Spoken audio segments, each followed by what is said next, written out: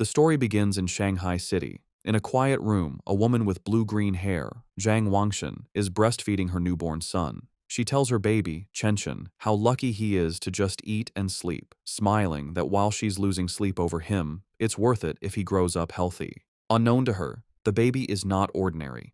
He is reincarnated and has the consciousness of his former life. As he feeds, he notes his brain isn't fully developed, yet he is aware.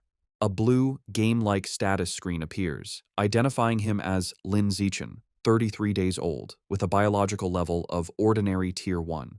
He realizes he has a special cheat ability. At 3 months old, Lin Zichen is in his crib while his parents, Zhang Wanxin and Lin Yansheng, watch him. His father remarks on how physically gifted the baby seems, predicting he will become a mighty gene fuser, or at least a cyborg. As they speak, Lin Zichen is kicking. A system notification announces he has kicked 10,000 times, granting him the biological attribute Use and Advance. This skill allows any part of his body he trains to grow infinitely stronger within carbon-based limits. He feels his strength grow and wonders what his father meant by gene fusers and cyborgs, imagining superheroes. By 4 months old, Lin Zichen has learned to sit up and crawl. To avoid frightening his parents with his unnaturally fast development, he trains only at night. Each time he crawls, his system rewards him with points. A month later, at 5 months old, he has mastered walking. At 6 months, he can finally sit up and crawl in front of his parents without it seeming too strange. While watching television, a news report on aberrant beasts shows gene fusers and cyborgs joining forces to fight them. For the first time, Lin Zichen understands this world is vastly different from his old one. He learns this Earth has mutated, giving rise to terrifying creatures called aberrant beasts. To fight them, humanity developed 2 paths. The first is mechanical ascension, where humans modify their bodies with technology to become powerful cyborgs. The second is gene modification, where humans fuse their genes with aberrant beasts, becoming gene fusers to fight monsters with their own power. Realizing the dangers, the reincarnated Lin Zichen resolves to use his system to grow up safely, evolve his abilities while laying low, and survive in this perilous world. One day, the doorbell rings. Zhang Wangxin opens it to a woman in a blue dress, Xu Ming, their new next-door neighbor. Xu Meng introduces her family, her husband, Shen Jianye, and their young daughter, Shen Qinghan, who clutches a doll. Lin Zichen looks at the little girl with purple hair. He acknowledges Shen Qinghan as his first friend in this new world, sensing their destinies will one day be tightly bound. Time passes, and Lin Zichen dedicates himself to training. At 7 months, thanks to his use and advanced skill, he has mastered running, jumping, and basic language by talking to himself, earning stat points for each activity. By 8 months, his training has progressed to doing sit-ups and push-ups in his crib. He is careful to practice only when his parents are not around. But one day, his mother, Zhang Wangxin,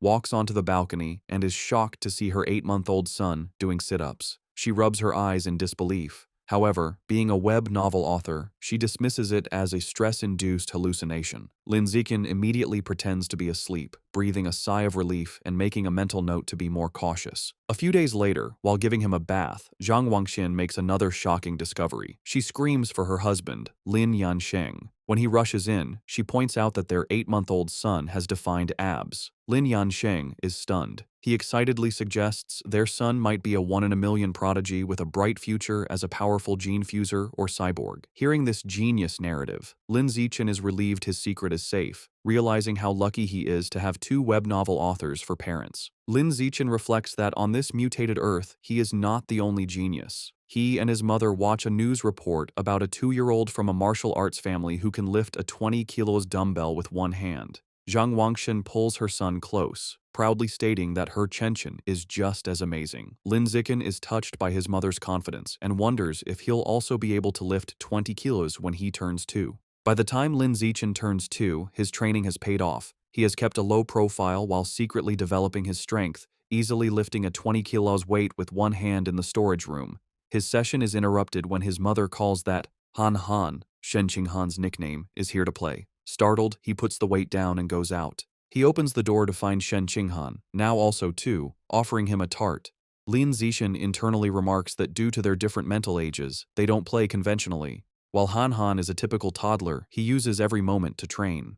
He has found a unique way to spend time with her. Since she likes to stick close, she serves as a perfect custom-sized weighted vest for his exercises. There is, however, one recurring problem, which he is reminded of when he feels a warm wetness and cries out that Han has peed on him again. Another year passes. At age 3, Lin Zichen's strength has grown exponentially, and he can lift a 40 kilograms weight with one hand. While watching TV, he sees a report about a 4-year-old prodigy lifting a 30 kilograms dumbbell and notes with satisfaction that he is already stronger. Despite his progress, his system still shows his biological level as ordinary Tier 1. He wonders what it would take to reach Tier 2. With these questions in mind, he steps out of his house for the first time. The world outside is a stunning, futuristic cityscape with beastmen and cyborgs, which he assumes are the gene fusers and cyborgs he's heard about. Accompanied by his mother and their neighbors, Shumeng and Shen Qing'an, he heads to the library. Since his parents don't let him use electronic devices, books are his best source of information. At the library, his mother points him toward the children's section,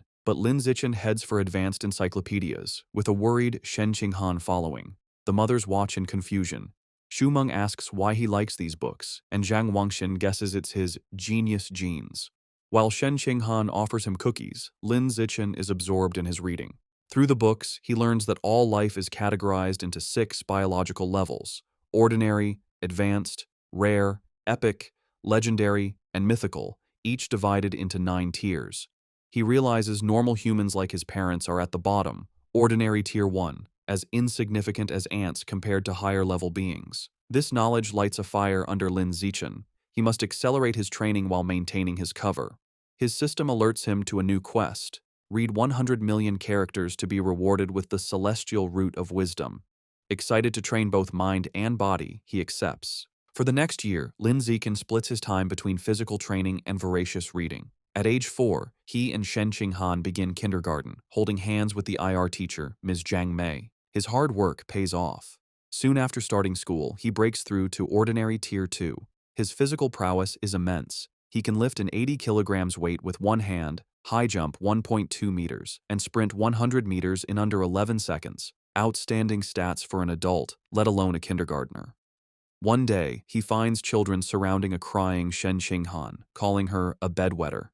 Seeing his friend bullied, he knows he must act. He leaps dramatically into the center of the bullies. He glares and unleashes a terrifying threat. If anyone bullies Han again, he will pee on their bed every day. The childish but menacing threat works. The bullies burst into tears, vowing never to return to kindergarten. Shen Qing'an looks at her protector with admiration. This act unlocks a new achievement, the title of Kindergarten Kid King, and a new series of quests. He is delighted he can work on multiple quests at once. Half a year later, he completes his reading quest. Having read 100 million characters, he is awarded the Celestial Root of Wisdom, granting him a perfect eidetic memory and peak human learning ability. Time flies, and soon he and Shen Qing'an are almost 7, posing for their kindergarten graduation photo. Even during vacation, Lin Zichen does not rest, now strong enough to train with a massive 200-kilo barbell. During the vacation, his abilities reached new heights. He could leap over 2 meters high and had broken the 8-second barrier in the 100-meter dash with a time of 7.98 seconds.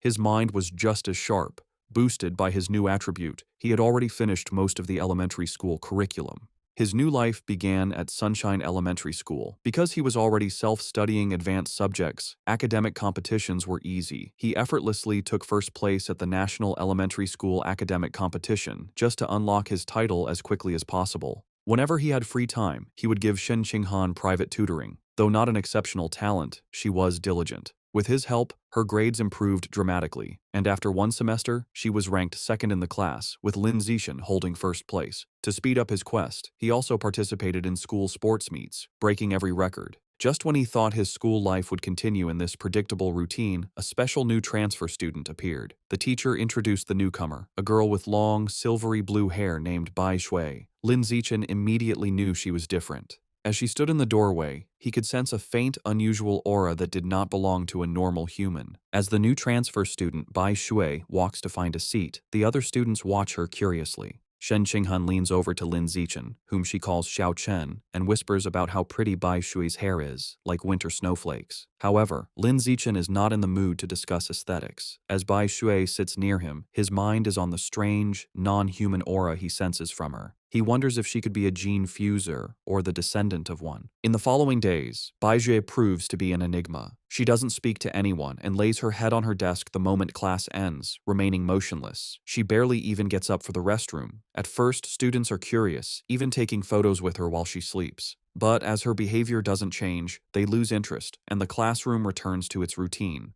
This peace is shattered over a month later.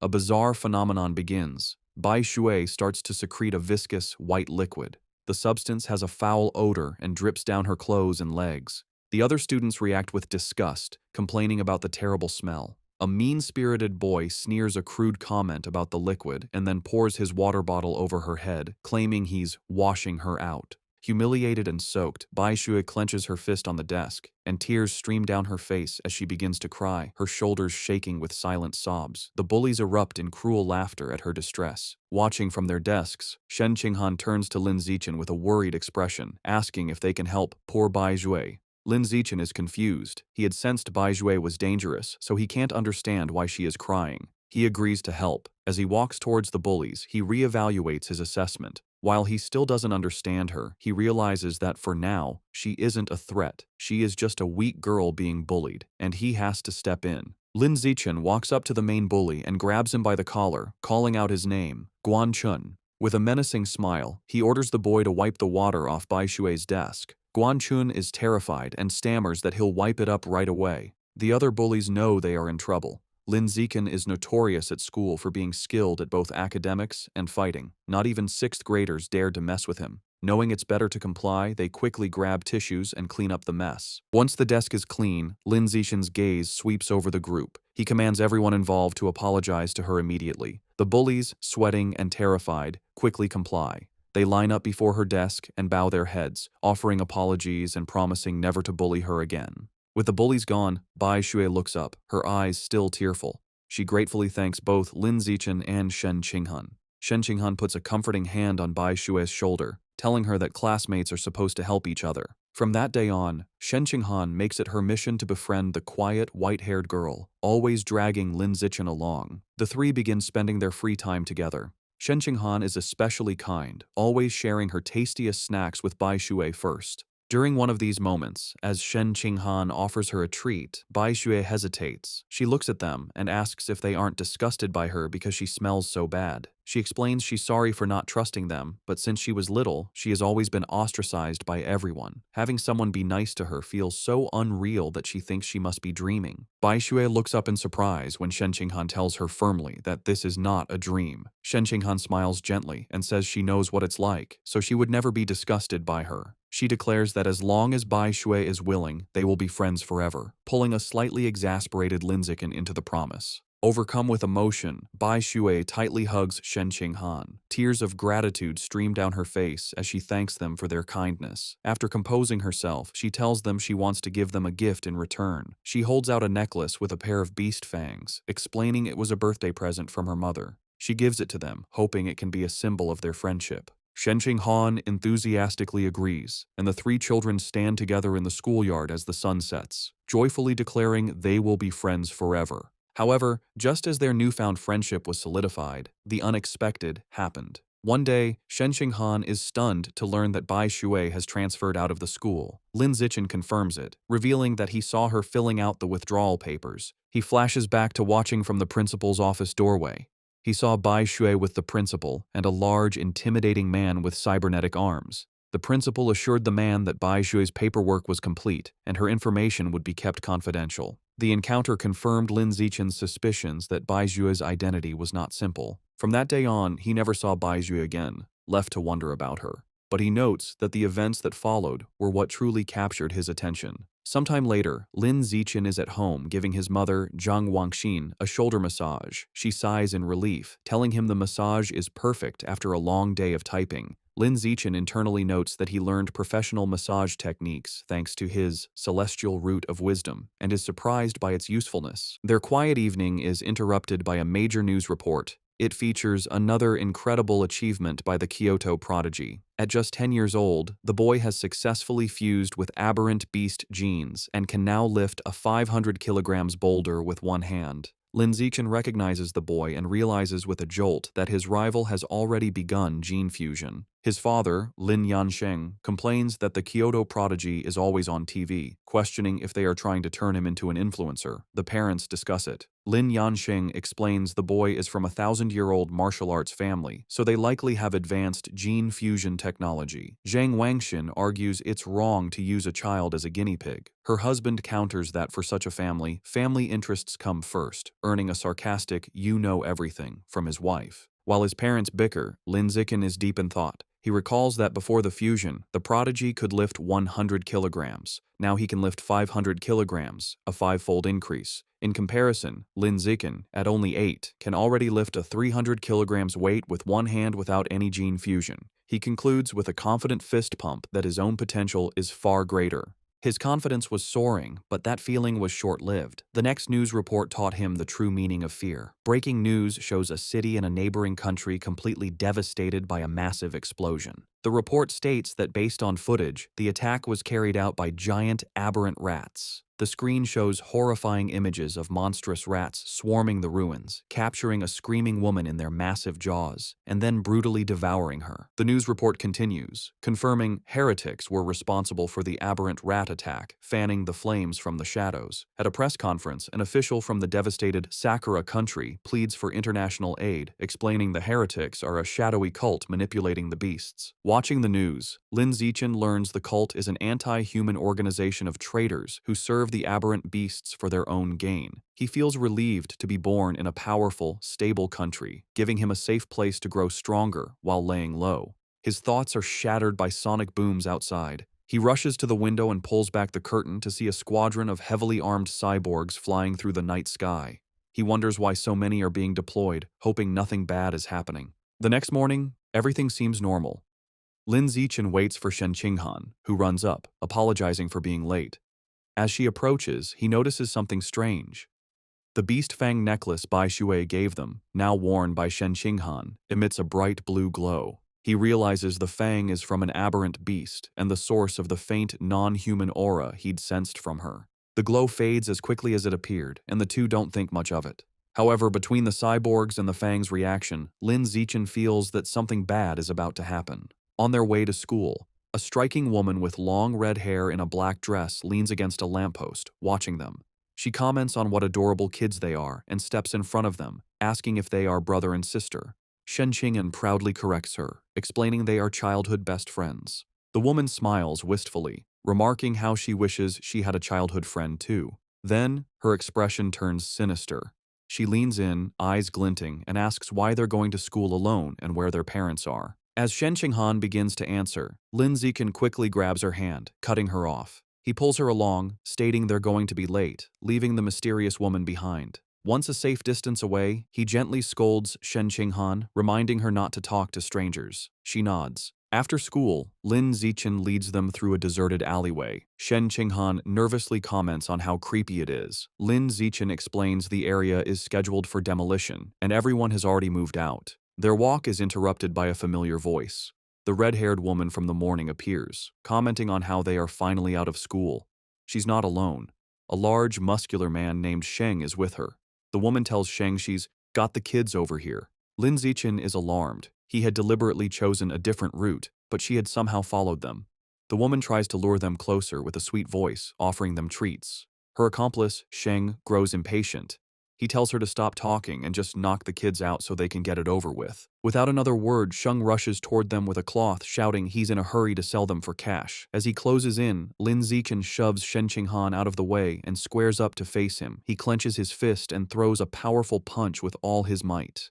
The blow connects squarely with Sheng's face, stopping the larger man in his tracks. The immense force sends Sheng flying backward down the alley with a pained cry. The red-haired woman watches in utter disbelief, shocked that an elementary schooler could send a grown man flying. On the ground, Sheng coughs up blood, stunned. With Sheng down, Lin Zichen turns to the red-haired woman. Before she can react, he lands a solid punch to her midsection, followed by a powerful uppercut that knocks her unconscious. Standing over the defeated kidnappers, his expression hardens. He picks up a nearby brick, his intentions grim. He reasons that with no cameras in the deserted alley, he must finish them off. If they live, his superhuman powers will be exposed, ruining his plan to lay low and grow stronger. Just as he is about to deliver the final blow, the ground trembles violently. A powerful earthquake shakes the alley, catching them off guard. A moment later, a massive, clawed hand smashes through a nearby building wall. A monstrous giant aberrant rat emerges from the dust and rubble, towering over them. The beast ignores the children and looms over the unconscious woman, but instead of devouring her, it decapitates her with a swift swipe of its claws. The rat then picks up her severed head as Shen Qinghan screams in terror. Recognizing the danger, Lin Zichen scoops the horrified Shen Qinghan into his arms. He tells her it's a giant aberrant rat and they have to get to safety. He turns and sprints away, carrying her as they flee. As they escape, a flash of red and gold streaks through the sky. A female cyborg with blonde hair and rabbit ear attachments on her helmet dives into the alley. She moves with incredible speed, a blur of motion as she zips past the rat. Shen Qinghan, looking over Lin Zichen's shoulder, exclaims how unbelievably fast the cyborg is. The cyborg lands gracefully behind the monster. Facing the rat, the female cyborg prepares her attack. Her gauntlet glows as she charges her weapon and announces, "Anesthetic smoke." She fires projectiles at the monster, causing massive explosions that rock the alley. Lin Zichen shields Shen Qinghan from the blast. The aberrant rat is caught in the fiery explosions, roaring in pain, and is left dazed by the anesthetic smoke. Seeing her opening, the cyborg surges forward and finishes off the weakened beast in a flurry of strikes. Later, Lin Zichen watches a news report about the incident at home. He analyzes the fight, concluding the cyborg's power level probably isn't very high. He reasons she had to weaken the rat first, and it still took her 7 minutes to kill it.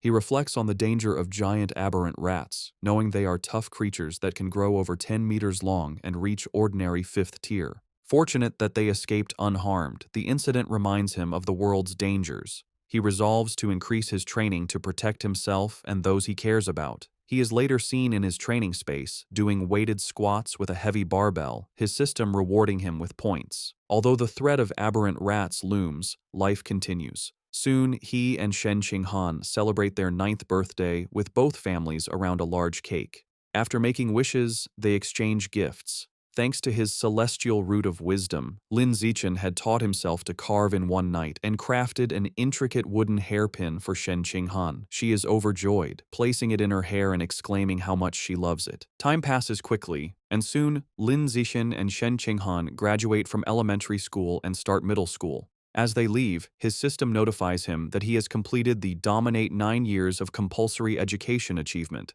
unlocking the Kindergarten Kid King and Elementary School Top Dog titles. He becomes excited to unlock the Middle School Overlord title next, which will grant him the Survival of the Fittest attribute. During the break, he sticks to a high-intensity training regimen. His training includes 1,000 push-ups with a massive boulder on his back, granting him huge stat boosts. His hard work pays off. Just before school begins, after a 10 kilometers run, his system announces his biological level has broken through to ordinary 3rd tier. His physical attributes increase dramatically. He can now lift 700 kilograms with one hand, has a vertical jump of 4 meters, and can run the 100-meter dash in 6 seconds. As his power grows, he wonders what level the Kyoto prodigy has reached. Coincidentally, a news story airs on TV the night before school starts. The report reveals the now 14-year-old prodigy has fused with giant ant genes and can lift a 2,000 kilograms alloy block with one hand. Lin Zichen calculates that since giant ant genes increase strength by a factor of 4 to 8, the prodigy's true lift without the gene enhancement is only around 500 kilograms. This means Lin Zichen is still fundamentally stronger. He smiles, imagining how powerful he will become with future gene fusion. The next day, middle school begins. Because he was the city's top student, all the best middle schools tried to recruit him. He accepted the invitation from Shanghai Middle School, but only if Shen Qinghan could be in his class. During registration, they are welcomed by the principal and their new homeroom teacher, who express how much they are counting on him. After a few pleasantries, he makes an excuse and leaves with Shen Qinghan.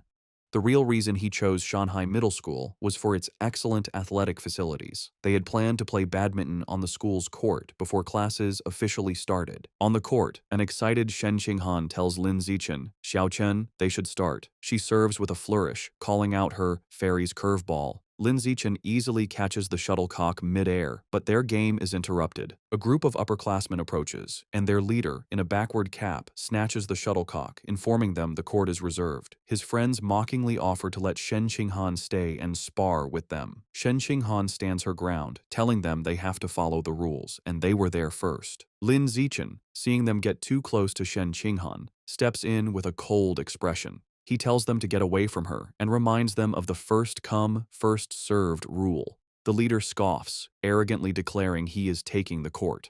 The leader holds the shuttlecock and tosses it up, but before he can serve, Lin Zichen moves. He declares that from now on, his rules are the only ones that matter. With a surge of power, he leaps and smashes the shuttlecock with incredible force. The shuttlecock rockets across the court, a white blur. It moves so fast, the leader barely has time to react. The force of the impact shatters his racket and sends his cap flying. The upperclassmen are left in shock, sweating and trembling. They wonder if Lin Zichen is even human, questioning if he's a gene fuser. One notes with terror that if the shot had been off by a little, their boss's head would have been taken off. Thoroughly intimidated, the upperclassmen bow deeply in apology. They tell Lin Zichen they understand the rules now and will be leaving immediately. They then beat a hasty retreat. Perhaps because word of the incident spread, no one ever dared to bully Lin Zichen or Shen Qinghan again. Aside from being bigger with better facilities, their new school life felt much the same. Academically, Lin Zichen was far ahead, having finished the middle school curriculum long ago.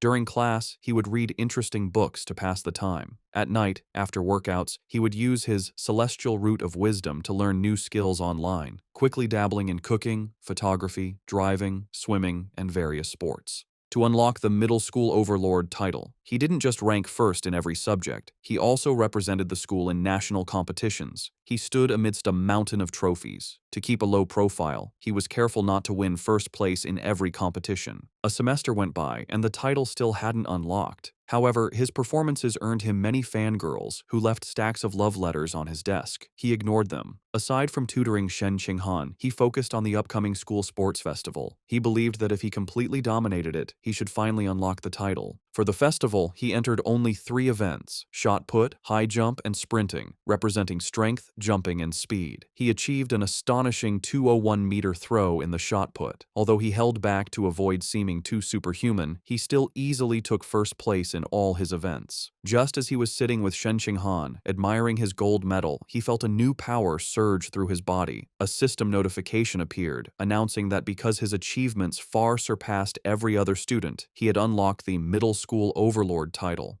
With all 3 school-age titles unlocked, the Dominate 9 years of compulsory education achievement was complete, and he had obtained the new biological attribute, survival of the fittest. As the power flowed through him, he realized with satisfaction that the title had finally unlocked. As Lin Zichen and Shen Qinghan leave school, he considers his new survival of the fittest attribute. The ability lets a predator devour the life essence of other creatures to evolve. He wonders what life essence is, lost in thought until Shen Qinghan calls for him to wait. Snapping back to reality, he gets an idea. He asks Shen Qinghan if he can borrow her beast fang necklace. She agrees and hands it to him. The moment his fingers touch the fang, a system notification appears. It informs him he has devoured a trace of the abyssal giant butterfly's life essence, unlocking a new guidebook with 1% progress. A spectral image of a massive, dark butterfly with eyes on its wings appears around him. He is stunned to realize the fang is a butterfly's tooth. That night, hoping to learn more, he searches for abyssal giant butterfly online. To his surprise, the search returns no results.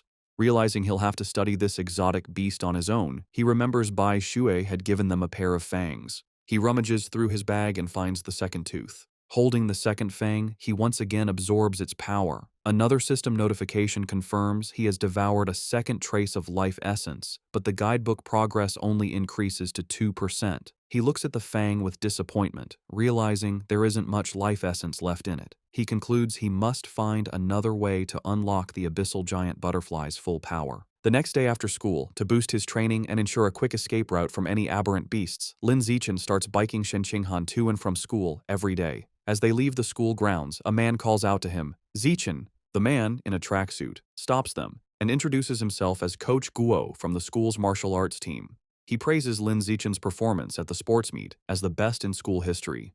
With great enthusiasm, Coach Guo formally invites him to join the team, insisting his athletic talent surpasses his academic abilities. He urges Lin Zichen to say yes, but also offers him time to learn about the team before deciding. Coach Guo speaks so quickly and passionately that Lin Zichen doesn't get a chance to say no. Waving goodbye as they ride off, the coach tells them the martial arts team is in room C of the gym and that he'll be waiting for him if he's free to visit the next day. As the sun sets, Lin Zichen is back in his room, ready to test his new ability. He claps his hands, squashing a cockroach and a mosquito he found. He opens his hands to examine the dead insects, but feels no power surge. He realizes killing such small, ordinary creatures didn't trigger the skill. He deduces that only powerful or exotic beasts carry enough life essence to be devoured for his evolution. To verify his new theory, Lin Zichen decides to visit a supermarket that sells beast meat.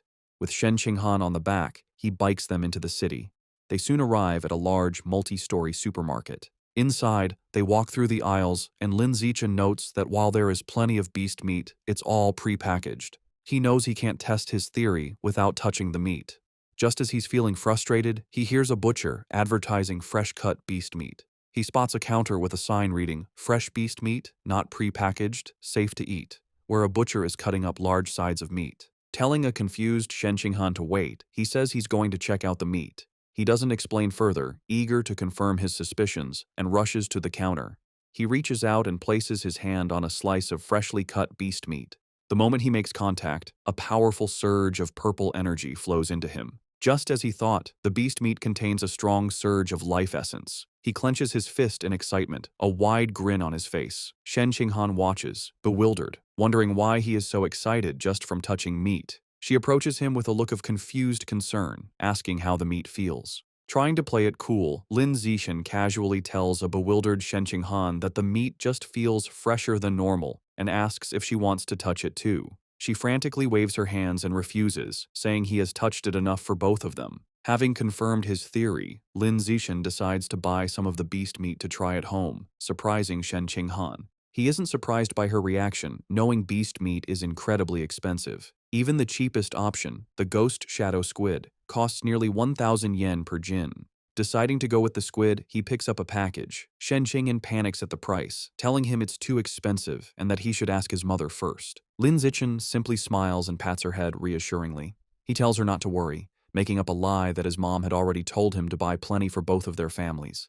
A flashback shows his mother, Zhang Wangshan, happily agreeing to cook a feast.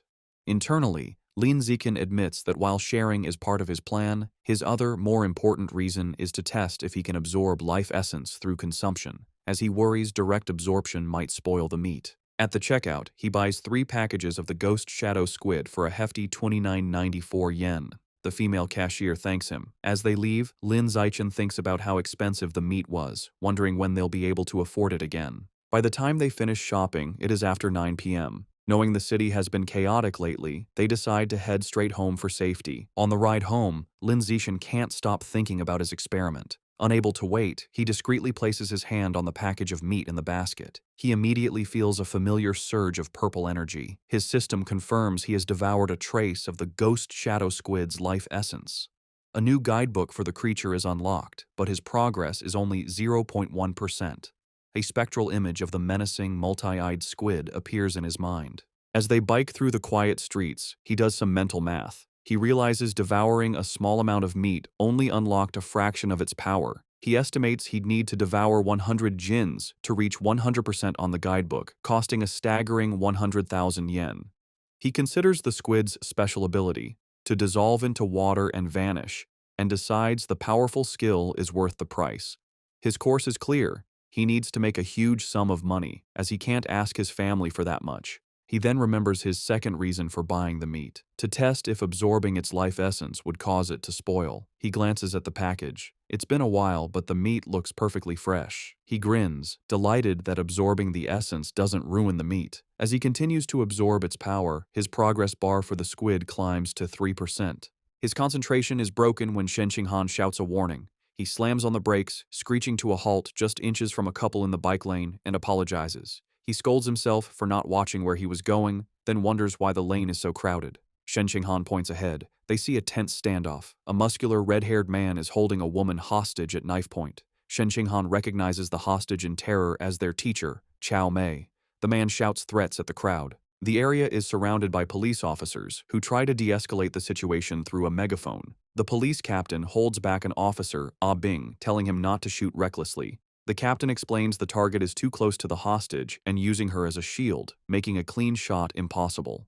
The officer suggests sleeping gas, but the captain rejects it, fearing it would provoke the suspect before it could take effect. While the police hesitate, Lin Zichen decides to act. He discreetly picks up a small rock from the pavement and flicks it with incredible speed and precision. The rock strikes Officer Ah Bing's gun, causing it to misfire. The stray bullet hits the hostage-taker's hand, forcing him to cry out and drop his knife, releasing Teacher Cao Mei. Seizing the opportunity, the police captain yells for his team to move in. The officers rush forward and swiftly arrest the disarmed suspect, while a female officer comforts the terrified but unharmed Teacher Cao Mei. As the situation is controlled, Lin Zichen quietly gets back on his bike. Shen Qinghan looks at him with wide, questioning eyes and asks if he threw the rock. He quickly shushes her, saying they should leave and talk later, and they pedal away. Just as they are about to get away, a voice commands them to stop. The police captain calls out, asking if Lin Zichen was the one who threw the rock. Panicked at being caught, Lin Zichen quickly denies everything with a nervous smile.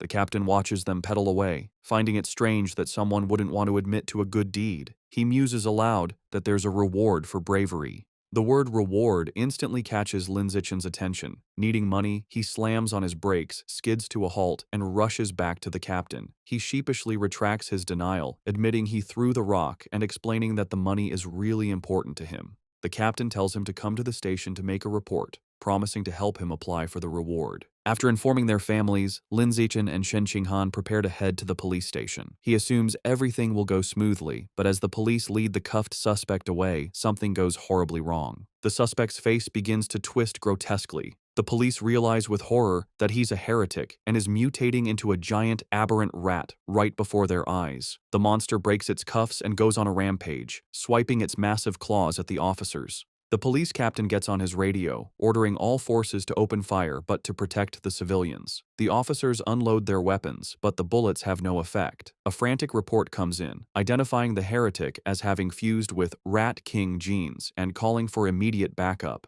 Realizing the danger, Lin Zichen apologizes, grabs both of them and pulls them away, urging them to run. He is relieved the monster isn't chasing them, but knows they need to get away fast. As they flee, a new figure streaks down from the sky in a purple aura. It's a female cyborg in sleek, futuristic armor. She lands a powerful blow on the giant rat, sending it staggering backward. Hovering in the air, the cyborg, a woman with short, dark purple hair, begins to charge a laser cannon in her chest. With a command to fire, she unleashes a massive, devastating beam of purple energy that engulfs the mutant rat.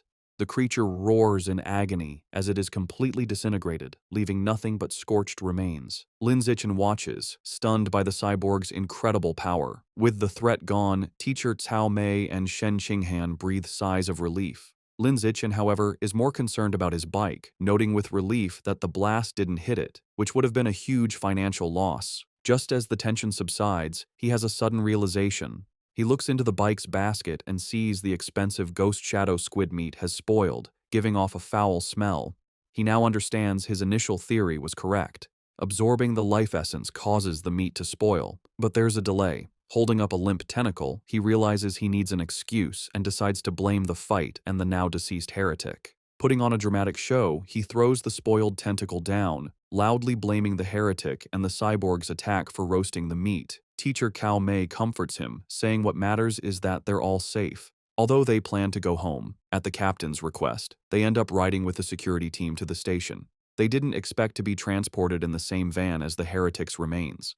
After the laser blast, all that was left was a pile of scorched flesh on a gurney, and the smell was intense. As he sits in the foul-smelling van, another thought strikes Lin Zichen. He remembers that the beast fangs from Bai Shui still contained life essence long after the creature was dead. A new possibility dawns on him. Could there be life essence left in this corpse as well? And if so, could he devour the corpse's Rat King gene for himself? Sitting in the police van, Lin Zichen wonders how much of the Rat King gene he can devour from the heretic's scorched corpse.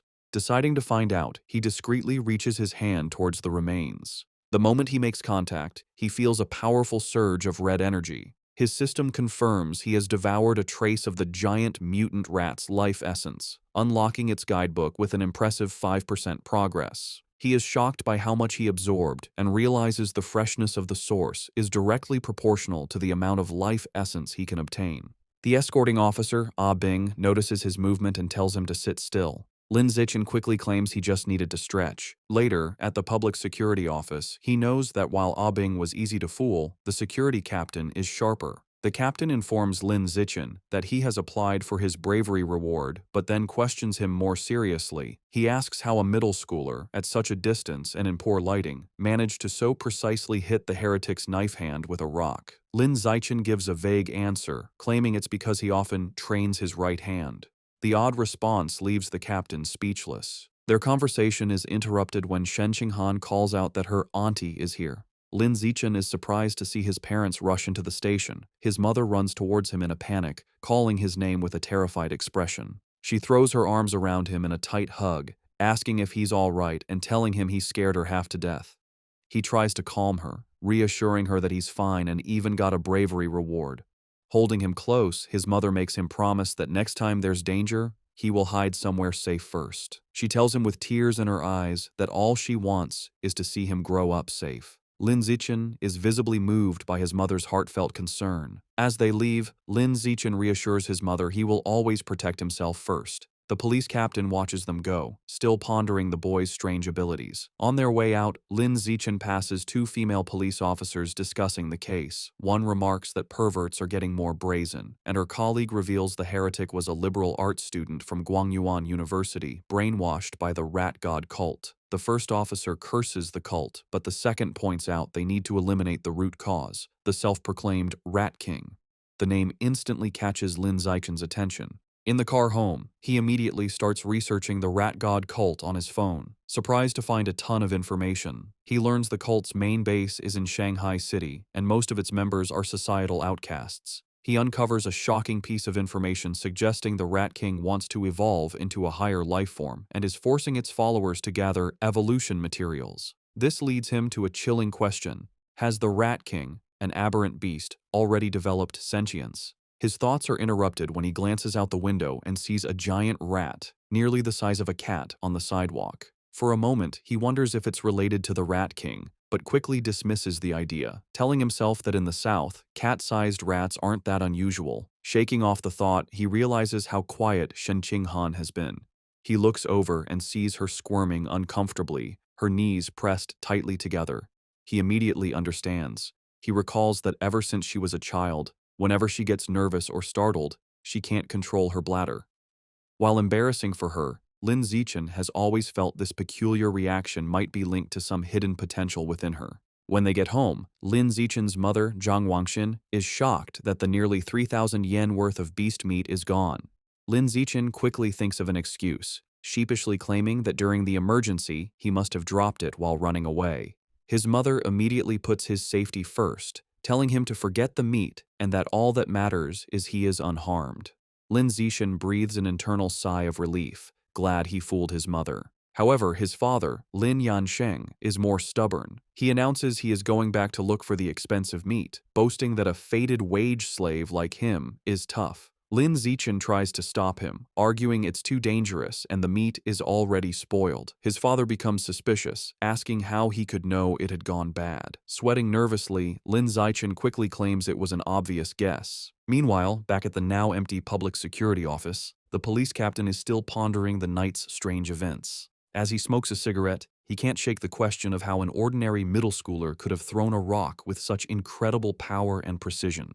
Suddenly, he hears a strange noise from the corner. His eyes widen in shock as he sees a massive rat, far larger than any normal rodent, perched on top of the filing cabinets. Before he can react, the giant rat leaps down. The captain instantly draws his pistol and opens fire. The confrontation is swift and violent, ending in a bloody blur. The next day in class, Lin Zichen sighs at his desk. Reflecting on the previous night, he concludes he is still too weak compared to the powerful heretic and the female cyborg. He needs to make money fast to buy more beast meat like the ghost shadow squid to fill his guidebook's progress bar. He considers becoming an influencer or selling study materials, but dismisses the idea as too flashy and against his goal of keeping a low profile. Suddenly, an idea strikes him. He remembers that in this world, martial arts and gene fusion are more important than academics. He decides it's time to act. Later, he heads to the gym where the martial arts team practices in Building C. He finds Coach Guo drinking from a thermos and greets him. A surprised Coach Guo asks if he is there to join or just to learn more about the team. Instead of answering, Lin Zichen leans in and discreetly asks if joining the team offers a chance to compete in city tournaments and if the prize money is high. The coach smiles, confirming he would have a chance and that prizes are worth tens of thousands. With his main concern addressed, Lin Zichen shakes the coach's hand and announces he is joining the martial arts team today. Coach Guo happily welcomes him. The coach gathers the team to announce their new member. He introduces Lin Zichen, reminding them of his performance as the sports meet champion. The other team members, Zhang Kai, Huang Tianxing, or Ah Xing, Li Shutong, and Han Yiguo, introduce themselves.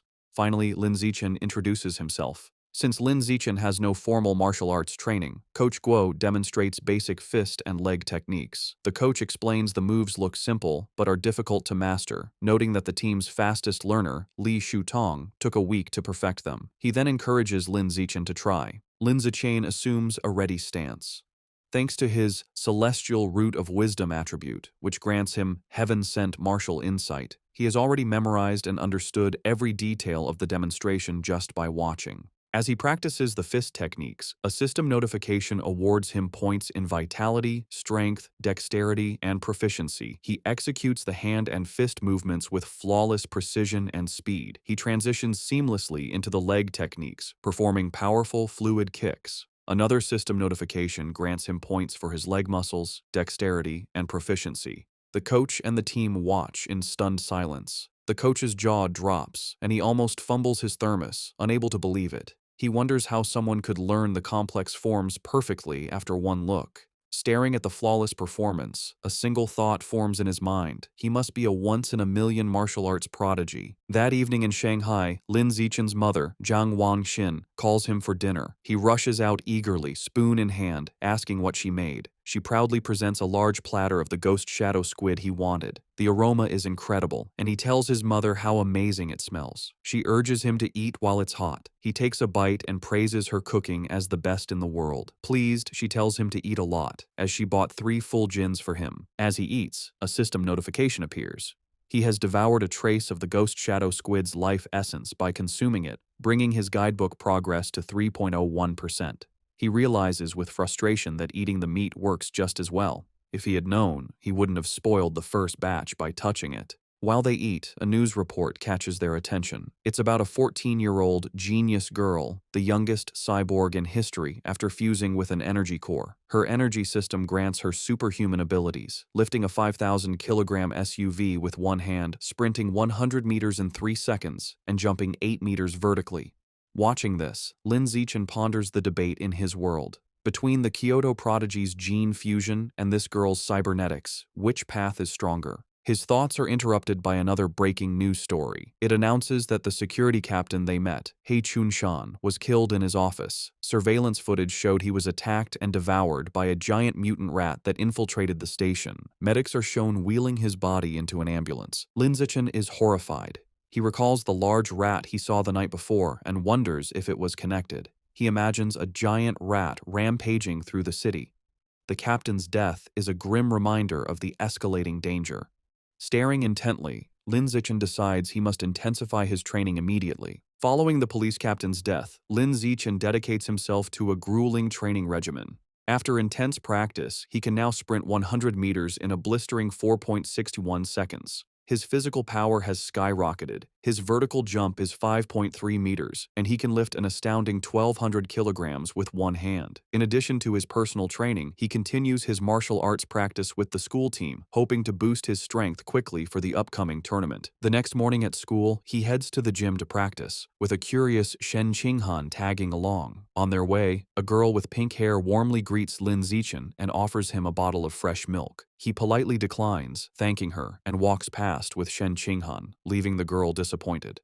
Watching from a distance is his teammate, Zhang Kai. He clenches his fist in anger, resentful that the person who beat him at the sports meet is rejecting a gift from the girl he admires. Unable to contain his frustration, Zhang Kai rushes forward and blocks their path. He confronts Lin Zichen, scolding him for his poor manners and for hurting the girl's feelings. When Lin Zichen calmly explains he is allergic to milk, Zhang Kai refuses to believe him and calls him a liar. Enraged, Zhang Kai points at Lin Zichen and challenges him to a spar. He sets the terms. If he loses, he will never bother Lin Zichen again, but if Lin Zichen loses, he must drink the whole bottle of milk. Just as the challenge is issued, a new system notification appears. A new achievement mission has been triggered. Defeat 1,000 different opponents in formal competition for the survival of the fittest biological trait. A sly grin spreads across Lin Zichen's face. This is the opportunity he has been waiting for. Surrounded by a menacing purple aura, he accepts the challenge, his eyes glinting with anticipation as he agrees to the spar. Word of the duel spreads quickly through the school. Two students excitedly decide to go watch the fight between the popular junior, Lin Zichen, and a senior. By the time they are ready, the gym is packed with onlookers in a large circle around the sparring area. The crowd is clearly on Lin Zichen's side. Many of his female fans cheer him on, telling him to teach his opponent a lesson, including the pink-haired girl from earlier who gets her phone ready. Zhang Kai scoffs, annoyed that everyone assumes he will lose. He internally admits Lin Zichen's talent has grown incredibly over the past month. He sees this duel as his last chance to put the rising genius in his place and show off his own strength. In contrast to his opponent's intensity, Lin Zichen seems unfazed. He casually states that he needs to go home for dinner and asks if they can make the fight quick. Taking this as an insult, Zhang Kai smirks and agrees to grant his wish. Coach Guo steps between them to officiate. He raises his hand to start, reminding them of the rules. However, before the fight begins, Zhang Kai shouts for them to wait. With a condescending grin, he offers Lin Zichen a handicap. He points out that he has trained for nearly 2 years, while Lin Zichen is a novice of only a month. To be fair, he declares he will let Lin Zichen have the first 3 moves. Lin Zichen simply agrees. The moment he agrees, Lin Zichen explodes into motion. He closes the distance in a blur, catching Zhang Kai by surprise. Before his opponent can raise his guard, Lin Zichen unleashes a single devastating punch. The blow connects with brutal force, sending blood flying from Zhang Kai's nose. He is knocked out instantly, collapsing unconscious on the gym floor. The entire gym is stunned into silence. Coach Guo's jaw drops as he stares in disbelief, shouting that the fight was over in one punch. The rest of the martial arts team and the crowd are equally shocked, calling the outcome ridiculous, unable to process that the duel was over in a single second. The silence is broken by a roar of celebration. Shen Qinghan throws her fist in the air, ecstatically cheering for Lin Zichen's victory. The other girls, including the one with pink hair, join in, shouting about how amazing he was. Standing over his defeated opponent, Lin Zichen receives a system notification. It informs him that by defeating a rival and winning the affection of the opposite sex, he has obtained priority mating rights. More importantly, his new mission progress is now 1,000. He reflects that he has a long way to go to unlock the natural selection attribute. To speed up his progress, he turns to the remaining, terrified members of the martial arts team. With a friendly but unsettling smile, he suggests they should all spar as well. The team members stare back, their faces pale with horror. Immediately, they all start making pathetic excuses. One has cram school, another's mother is waiting for dinner, while others pretend to feel sick. Before they can flee, Zhang Kai struggles to his knees. He refuses to accept his loss, furiously accusing Lin Zichen of a sneak attack and vowing to crush him in a rematch. Coach Guo steps in, telling Zhang Kai to accept his loss like a man. The coach then wonders aloud if the punch was just a lucky shot, deciding to test the theory on another team member named Xiao Lizi. Hearing his name, a spiky-haired boy freezes in terror. Though he assumes a fighting stance, he is clearly terrified, begging Lin Zichen for mercy and not to hit his face. 10 minutes later, the results are clear. Several martial arts team members are lying unconscious on the gym floor. Lin Zichen stands over them, noting he made sure not to go too hard on them and just exchanged a few blows. However, when he checks his system again, he is disappointed. Aside from the initial victory, none of the other spars counted toward his achievement. The rival count remains at 1,000. He realizes friendly sparring isn't enough. He has to defeat rivals in an official competition. As he thinks about this, a hand claps his shoulder. Coach Guo grins manically, declaring that Lin Zichen is a true genius. He exclaims that in just over a month, the newcomer has become the team's ace. Filled with new confidence, the coach proclaims that with Lin Zichen leading, their school will crush all others and take first place at this year's regional martial arts tournament. As Coach Guo celebrates, Lin Zichen has a moment of clarity. He realizes the coach is right. The upcoming tournament is the perfect opportunity to face many official opponents at once. He becomes determined, understanding that as long as he defeats them in an official competition, each victory should count toward his progress. His thoughts are interrupted when a defeated Zhang Kai calls his name. Having regained consciousness, Zhang Kai stands, points at Lin Zichen, and formally accepts his loss with a bizarre and overly graphic declaration of submission. His strange words leave everyone, including Shen Qinghan, Coach Guo, and Lin Zichen, completely shocked and disturbed. With the duel over, the spectators and coach quickly flee, leaving a bewildered Zhang Kai alone, complaining he hadn't finished his speech. In this world, high schoolers must choose between martial arts or academics. Given the world's dangers, the martial arts class is considered the superior choice. Determined not to be left behind, Shen Qinghan decides to join the martial arts class and begins training rigorously with Lin Zichen. Their daily routine is intense. They start with a 3,000-meter run, followed by an hour of hand-to-hand combat practice. After that, they do sit-ups and push-ups to build strength. To conclude each session, Lin Zichen gives Shen Qinghan a massage to relieve her muscle tension. Of course, Lin Zichen doesn't slack on his own training. He pushes himself to the limit daily, driven by the goal of winning the tournament and unlocking the natural selection attribute as quickly as possible. 1 month later, all their hard work is about to be tested. The day of the regional martial arts tournament has arrived, and a determined Lin Zichen is ready to compete. The tournament is at the massive city gymnasium, with a huge crowd around a central fighting ring. In the waiting area, the mood is tense. Coach Guo nervously reviews the roster, complaining that their school, Shanghai High, drew a match against the strongest team, Shanghai No. 1 High. Another team member adds to the anxiety, mentioning their opponents have a fighter who can run the 100-meter dash in under 9 seconds, leaving them feeling outmatched. Sensing the team's low morale, Lin Zichen calmly raises his hand and volunteers to fight first. Though still worried, Coach Guo agrees to let his ace take the stage. As Lin Zichen walks into the arena, Shen Qinghan cheers him on from the sidelines, while Coach Guo shouts encouragement through a megaphone. Lin Zichen readies himself for the fight. His opponent, a much larger and more muscular student from Shanghai No. 1 High, steps forward. He acknowledges Lin Zichen's talent for making it to the tournament as a first year. However, his tone quickly turns mocking. He sneers that the stage isn't meant for a shorty who hasn't even hit 1.7 meters. Flexing his bicep, he promises to show Lin Zichen what a true gap in size and power feels like.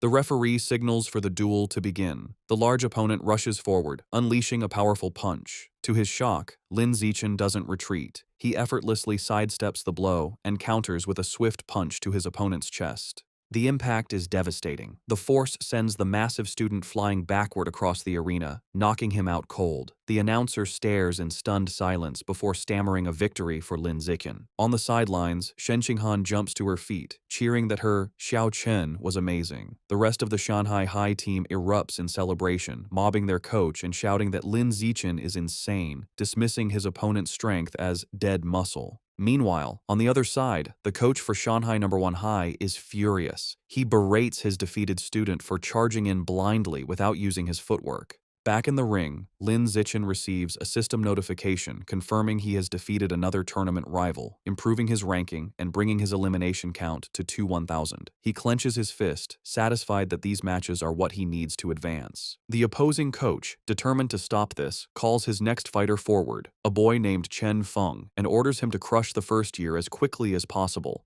Chen Feng calmly agrees. He steps onto the stage and assumes a ready stance, looking far more composed than the last fighter. The announcer signals for the second duel to begin. Chen Feng immediately showcases his superior technique, moving with incredible speed and launching a flurry of attacks. Lin Zichen calmly meets the assault, blocking a powerful kick with one hand. However, the force of his block sends Chen Feng spinning wildly through the air before he crashes hard onto the arena floor, unconscious. Medics rush in with a stretcher and carry Chen Feng away, stating he needs a head scan. The crowd is left bewildered. They murmur among themselves, questioning what just happened and speculating that the student from Shanghai High must be insanely lucky. Some angry spectators shout that the tournament must be rigged, demanding a refund. However, the coach of Shanghai No. 1 High knows better. Clutching his head in despair, he realizes with dawning horror that this isn't luck. The first year from Shanghai High is the real deal. Back in the waiting area, the coach has a new strategy. He calls his next fighter, a spiky-haired boy named Gao Fei, and gives him strict orders to focus entirely on defense, warning him that he cannot afford to lose. Gao Fei, however, is brimming with confidence. He calmly tells his coach not to worry, assuring him he will win. As he walks to the ring, Gao Fei internally dismisses Lin Zichen's victories. He believes his opponent isn't strong and has only won through tricks. With his superior speed, running the 100-meter dash in under 9 seconds, and greater experience, he is certain he can't lose. The crowd is buzzing. Spectators discuss Gao Fei's reputation, marveling at his speed. One person mentions his father is a gene fusion user, explaining his enhanced abilities. The consensus is that Lin Zichen's impressive run is about to end, though they acknowledge his great potential. The announcer signals for the duel to begin. Ignoring his coach's instructions, Gao Fei immediately goes on the offensive, lunging at Lin Zichen with a powerful kick. He follows up with rapid strikes, unleashing his special technique, the flowing water-shattering rock fist.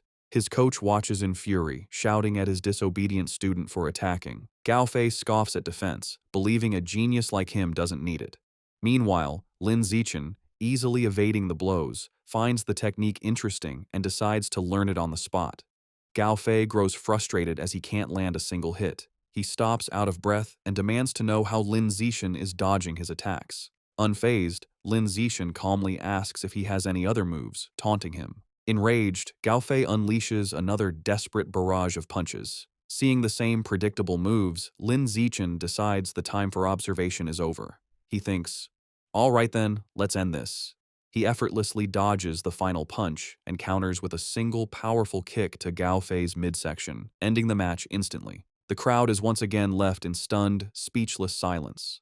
The silence is shattered by thunderous cheers from the Shanghai High supporters. Coach Guo and Shen Qinghan are ecstatic, shouting that their Xiao Chen is a beast and celebrating his third consecutive victory. The rest of the tournament proceeds just as easily. The next few opponents are even weaker. He effortlessly defeats each one, and soon he has single-handedly wiped out all 5 fighters from the opposing team. Over the next 2 days, the story is much the same. He continues his dominant performance, taking down 2 more schools by himself. Thanks to his incredible display, he successfully leads Shanghai High to win the championship. He and his team proudly pose with their medals and trophy.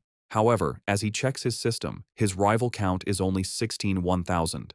He realizes with disappointment that at this rate, it will take years to unlock the natural selection attribute. Despite his slow quest progress, there is a silver lining. He didn't expect Coach Guo to be so generous, but he gets the bulk of the tournament prize money, a full 20,000 yuan. Combining this with prize money from academic competitions, he now has around 30,000 yuan. That money doesn't last long. He immediately spends it all at the supermarket on a massive supply of ghost shadow squid meat. For the next several weeks, he devours the expensive meat at every meal. After consuming 30 jin, his codex unlock progress for the ghost shadow squid reaches 33%. His intensive training and consumption of beast meat pay off. By his second year of middle school, he breaks through to the next level, advancing from ordinary Tier 3 to Tier 4. His physical abilities reach new heights. He can now effortlessly lift 1890 kilograms with one hand, jump 5.65 meters vertically, and sprint 100 meters in just 4.49 seconds. Time flies, and soon he and Shen Qinghan graduate from Shanghai's middle school division.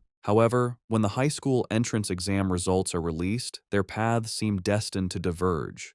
A heartbroken Shen Qinghan sits in her room, crying. She asks Lin Zichen why, after all her hard work, they can't go to the same high school anymore. He explains that while he ranked first in both liberal arts and martial arts, and her academic scores were excellent, her martial arts score wasn't high enough for the elite class at Shanghai High. As he comforts the crying Shen Qinghan, she asks what will happen now. He tells her the principal of Shanghai High is coming to his house, likely to recruit him, and asks if she will come. Feeling hopeless, she tearfully replies that it has nothing to do with her, as the principal is obviously only coming for him. Taking her hand, Lin Zichen pulls her up and leads her out of the room. He tells her not to worry. He has a plan. He reveals his one condition for staying at Shanghai High. Shen Qinghan has to be his desk mate. As promised, the principal of Shanghai High visits Lin Zichen's home. She, his mother, and Shen Qing'an discuss his future for several hours, with the principal expressing how much she wants him to stay at her school. As the meeting concludes, the principal stands to leave. As a final offer, she tells Lin Zichen that if he agrees to stay, she will grant any request he has.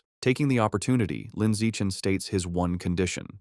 Shen Qinghan must be allowed to continue in the same class with him. The principal looks at the nervous Shen Qinghan and confirms her name. Without hesitation, she agrees. With a smile, she tells them both to report to Shanghai High together for the new school year. Overjoyed, Lin Zichen and Shen Qinghan thank her. With their high school future secured, Lin Zichen participates in his final junior high martial arts tournament. As expected, his overwhelming power easily leads his team to another championship. He decides to use the prize money to finally unlock the Ghost Shadow Squid Codex. He was only 20% away, and the new prize money was enough to max out the progress bar. Unsure what might happen, he travels to a secluded forest outside Shanghai for safety. Deciding not to waste time, he begins devouring the life essence from the last of the squid meat. A powerful blue energy surrounds him as a system notification confirms he is absorbing a large amount of essence. His eyes widen as he feels a final surge of power, and the Codex progress bar hits 100%. A new notification announces he has unlocked the Ghost Shadow Squid Codex and obtained a new biological attribute,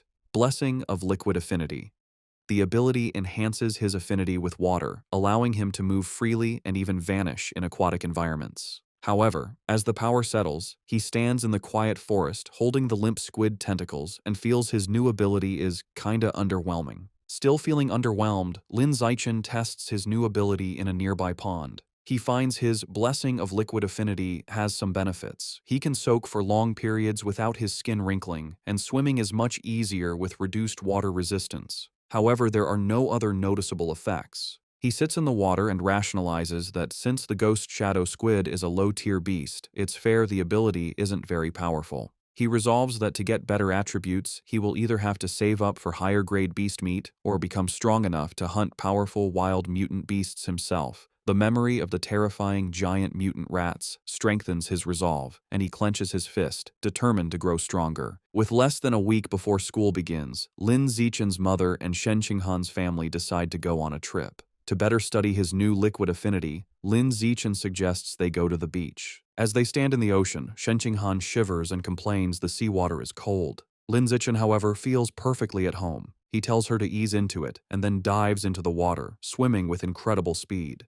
As he moves, his system rewards him with stat points for swimming and diving. From the shore, a nervous Shen Qinghan calls out, asking him to teach her how to swim. Lin Zichen pops his head out of the water, suddenly remembering his childhood friend doesn't know how yet. He begins patiently teaching her the basics. Given her average athletic talent, he assumes she will struggle. However, Shen Qing'an proves him wrong. She excitedly exclaims that swimming is surprisingly easy and that she learned it right away, diving effortlessly. She swims gracefully and surfaces with a look of shock, surprised she can dive without any instruction. Lin Zichen watches in shock as a strange blue aura of water seems to emanate from her.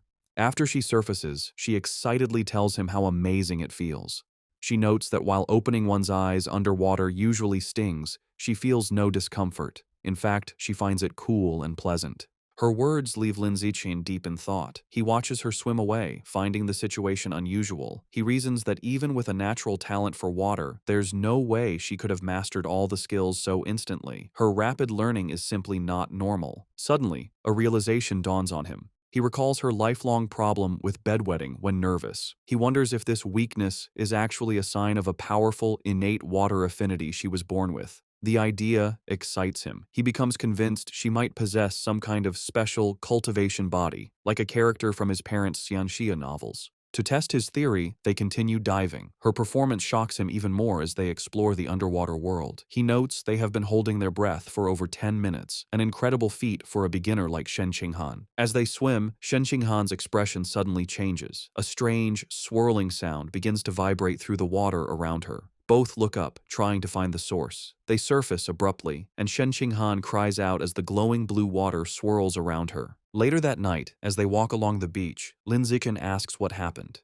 Shivering, she explains that underwater, she kept hearing strange and creepy sounds right by her ear. He comforts her and asks what kind of sounds. She tells him she couldn't understand the language, but it was a female voice that echoed non-stop until she surfaced. To help a frightened Shen Qinghan calm down, Lin Zichen brings her back to their hotel room. Later, he searches online for information about the strange female voice, but finds no results.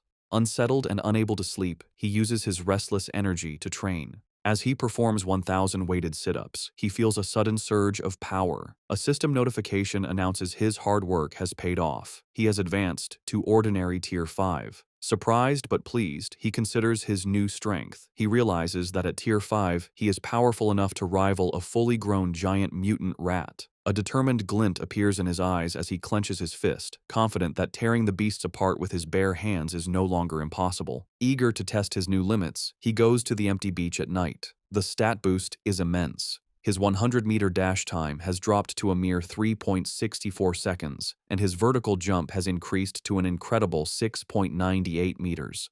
To test his strength, he finds a nearby car and discovers he can now lift the 1,600-kilogram vehicle with one hand. With this new progress, his life moves forward. The vacation ends, and he and Shen Qinghan begin high school at Shanghai High. On their first day, they arrive early for class duty. Two new female classmates immediately recognize him, whispering excitedly about how handsome he is and how lucky they are to be on duty with him. While he is surprised his classmates know him, something even more unexpected happens. Simply performing class duty triggers a new system quest. The achievement requires completing 1,000 cooperative tasks for a new biological attribute, social animal. As he cleans the classroom with Shen Qinghan, he wonders what this new attribute will do. Since the school year has just begun, he takes the opportunity to visit the Mammoth supermarket after school. Now that he has unlocked the Ghost Shadow Squid Codex, he knows it's time to choose a new target for his ability. As he browses the expensive beast meat section, his eyes lock onto a new item. In one of the refrigerated cases is the packaged head of a savage giant eagle, priced at 1998 yuan per jin. An eager grin spreads across his face as he picks up the package, making his decision. This will be his next target. The savage giant eagle is a higher-tier aberrant beast than the ghost shadow squid. It has incredibly powerful vision, 30 times stronger than a normal human's, making it a formidable hunter that can precisely capture even the fastest prey. Back in his room, Lin Zichen examines the eagle meat. He concludes that unlocking its guidebook is a worthy goal, as its enhanced vision would provide a massive combat advantage. He also notes its price of 1,998 yuan per jin makes it one of the more affordable options. He places his hand on the meat, and a blue energy surrounds him as his system confirms he has devoured a trace of the savage giant eagle's life essence, unlocking 1% of its guidebook. After some calculations, he realizes that since 1 jin of meat provides only 1% progress, he will need to spend over 200,000 yuan to fully unlock the guidebook. He understands that high school tournament prize money is much higher than in middle school. With renewed determination, he decides he must work harder in competitions to earn the money to unlock the Savage Giant Eagle's codex before his second year. With the end of summer vacation, Lin Zichen's high school life at Shanghai High begins. On the first day, the teachers introduce themselves: the martial arts and homeroom teacher, the mechanical modification teacher, the gene fusion teacher, and the wilderness survival teacher. After their introductions, they ask the students to introduce themselves. Several students go first. A girl with long purple hair, Chu Yutong, says her specialty is in the arts. She is followed by an energetic pink-haired girl, Zhong Yijia, who shares her love for anime, cosplay, and sports. Next, a boy named Peng Huoguang says he likes to play video games at home. Soon, it is Shen Qinghan's turn. Being the center of attention makes her extremely nervous. With a blushing face, she manages to say her name is Shen Qinghan, that she enjoys drawing, and asks everyone for their future guidance. Finally, it is Lin Zichen's turn. His introduction is the shortest and most direct. He simply stands and states his name, asking for everyone's support. After introductions, time passes quickly. A new female classmate with brown hair approaches Shen Qinghan, who looks surprised. The girl asks Shen Qinghan for her entrance exam score. Shen Qinghan nervously replies that she scored 709 points, and then asks the new girl, Chu Rui, for her score. Chu Rui is impressed, exclaiming that Shen Qinghan's score is more than 10 points higher than her own 698. Chu Rui then asks about the physical fitness portion, admitting she only scored 95 out of 100. This question makes Shen Qinghan extremely uncomfortable. She stammers that her score wasn't as good, internally panicking because her score of 79 was so low she almost didn't make it into the elite class and feels too embarrassed to say it out loud. Not getting the hint, the persistent Chu Rui continues to guess if Shen Qing'an scored 94 or 93. Shen Qing'an, looking down in shame, quietly tells her it was even lower. Chu Rui continues guessing scores in the low 90s, making Shen Qing'an even more flustered. Suddenly, a hand slams down on the desk between them, startling Chu Rui. It's Lin Zichen. He smoothly leans in and asks the flustered girl if he can add her on WeChat. Surprised and thrilled that a handsome boy is giving her attention, she eagerly agrees. From her seat, Shen Qing'an breathes a sigh of relief, grateful that Lin Zichen saved her from the awkward conversation. Lin Zichen then turns to another male classmate, Hey Yu, and also asks to exchange contact information. After adding them, he creates a 4-person group chat. A system notification immediately confirms he has successfully created a group, completing another cooperative task. His progress for the social animal achievement is now at 2 out of 1,000. He reflects that this quest is surprisingly easy. After creating the group chat, the 4 new friends start to get to know each other. He Yu reveals he is from the neighboring Nanyuan city and comes from a prestigious martial arts family that runs a dojo. He even proudly mentions placing 8th in the Nanyuan City Youth Martial Arts competition. Chu Rui shares that her family owns a chain of clothing stores, making her wealthy. After Lin Zichen and Shen Qinghan also share their backgrounds, the 4 quickly become a close-knit group. Just as they are getting comfortable, He Yu asks the others to guess who the strongest student in their class is. Chu Rui immediately points to Lin Zichen, guessing it must be him since he was the top scorer on the entrance exam for their entire district. This shocks He Yu, who had no idea his new friend was so accomplished. However, Lin Zichen humbly suggests that being the top scorer doesn't necessarily make someone the strongest. He reveals a surprising fact. The principal had spent a lot of money to recruit 2 exceptionally powerful students from Nanyuan City for their class. He Yu then points out the 2 students. The first is a boy with blonde hair, Wang Shuojie, the 3rd-ranked student in Nanyuan City, who can run the 100-meter dash in 7.98 seconds. The second is a large, muscular boy, Lu Gang, who has immense natural strength and can easily lift a 300-kilogram barbell with one hand. Shen Xinghan and Chu Rui are both visibly impressed and intimidated. Lin Zichen, on the other hand, remains completely calm. Internally, he scoffs at their achievements, knowing he had surpassed those numbers back in elementary school. Soon, the bell rings again, and the next class is for distributing textbooks. There are 4 main subjects for the semester: martial arts, gene fusion, mechanical modification, and wilderness survival. Since Lin Zichen had already self-studied all the material, he decides to use the free time to find a secluded spot to train. As he trains, his thoughts turn to the larger threats. He remembers the dangerous rat god cult is still active. The police have only captured some lower-level heretics, but the powerful Rat King, their leader, remains at large. This grim reality fuels his determination. He clenches his fist, resolving to increase his power as quickly as possible and reach at least Tier 6, a level he believes will be strong enough to confront even the Rat King. The first practical class is Wilderness Survival. The teacher, Xu Chungbei, gathers the students in a wooded area and asks if any know how to make a fire by drilling wood. He Yu mutters, "It's a useless skill." To everyone's surprise, both Wang Shuojie and Lu Gang step forward and successfully start fires using the primitive method. The teacher is impressed and asks how they learned. Lu Gang explains he learned at a summer camp, while Wang Shuojie says he taught himself by watching videos online. After they are done, Lin Zichen easily teaches the same technique to his own small group, and they quickly master it. Later, in martial arts class, the teacher, Yao Yuanfeng, announces he will teach them a special breathing and cultivation technique. Once again, Wang Shuojie and Lu Gang loudly declare they have already learned it, showing off for the class. Though their demonstration is a bit clumsy, they manage. Lin Zichen, who already knows these skills, decides to maintain his low profile. In this way, over a month passes uneventfully. One day in mechanical modification class, the teacher, Kai Yuanfei, announces a test to check their progress. To motivate them, he reveals cash prizes for the top 3, 888 yuan for first, 666 for second, and 333 for third. Lin Zichen's eyes light up when he hears about the prize money, realizing the first-place reward is almost enough to buy half a jin of the expensive savage giant eagle meat. With everyone motivated, the class begins the exam. Coincidentally, the gene fusion teacher, Liu Duren, has the same idea and also springs a surprise exam with the same prize structure. After the 2 difficult exams, the students are drained. He Yu collapses onto his desk, groaning. The other students complain about how difficult the questions were. One girl laments that she was hoping for a 90, but would be lucky to get a passing grade of 60. While everyone else complains, Wang Shoujie and Lu Gong begin to casually brag. Lu Gong asks Wang Shoujie how he did. Wang Shoujie confidently replies that he should score a 95, as he only struggled with the last part of the final question. Lu Gong nonchalantly agrees, stating he is in the same boat and also expects a 95. Listening to their arrogant exchange, He Yu glares at them, clenching his fists in fury and thinking about how badly he wants to punch them. The teacher announces the results of the mechanical augmentation test. He reads the scores, revealing that Guo Yunling received 52 points, while Shen Qinghan passed with 61. Shen Qinghan excitedly tells Lin Zichen she passed, and he congratulates her on her hard work.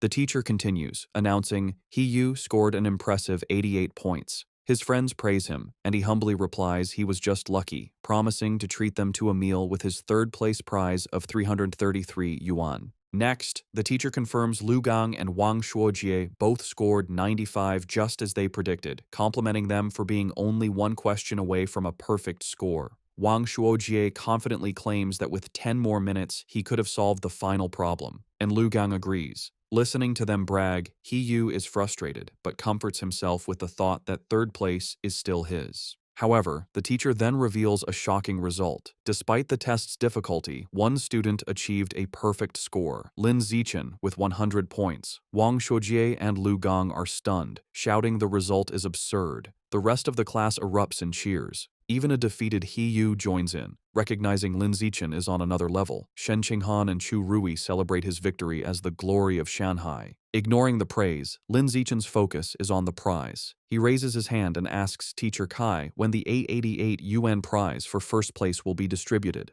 The teacher promises to send it later, internally finding Lin Zichen's intense focus on money strange. An hour later, the gene fusion exam results are announced. The teacher, Kai Yuanfei, reads the scores. This time, the non-Yuan duo did not perform as well. Lu Gang scored 81 and Wang Shuojie 83. Though still good scores, they are clearly disappointed. In contrast, Shen Qinghan achieves an excellent 78, placing her in the top 5, and she celebrates with Chu Rui. To the shock of his classmates, Lin Zichen once again secures a perfect score, effortlessly winning another prize. This second crushing victory deals a huge blow to the confidence of He Yu, Wang Shuojie, and Lu Gang, who are left demoralized. Unable to accept their defeat, Wang Shuojie and Lu Gang question how anyone could get full marks on such a difficult test, openly suggesting Lin Zichen must have known the answers in advance. The teacher, Kai Yuanfei, immediately shuts down their accusation, stating firmly that it is impossible. He explains that he personally designed every question, and the answers are not available online, making cheating impossible.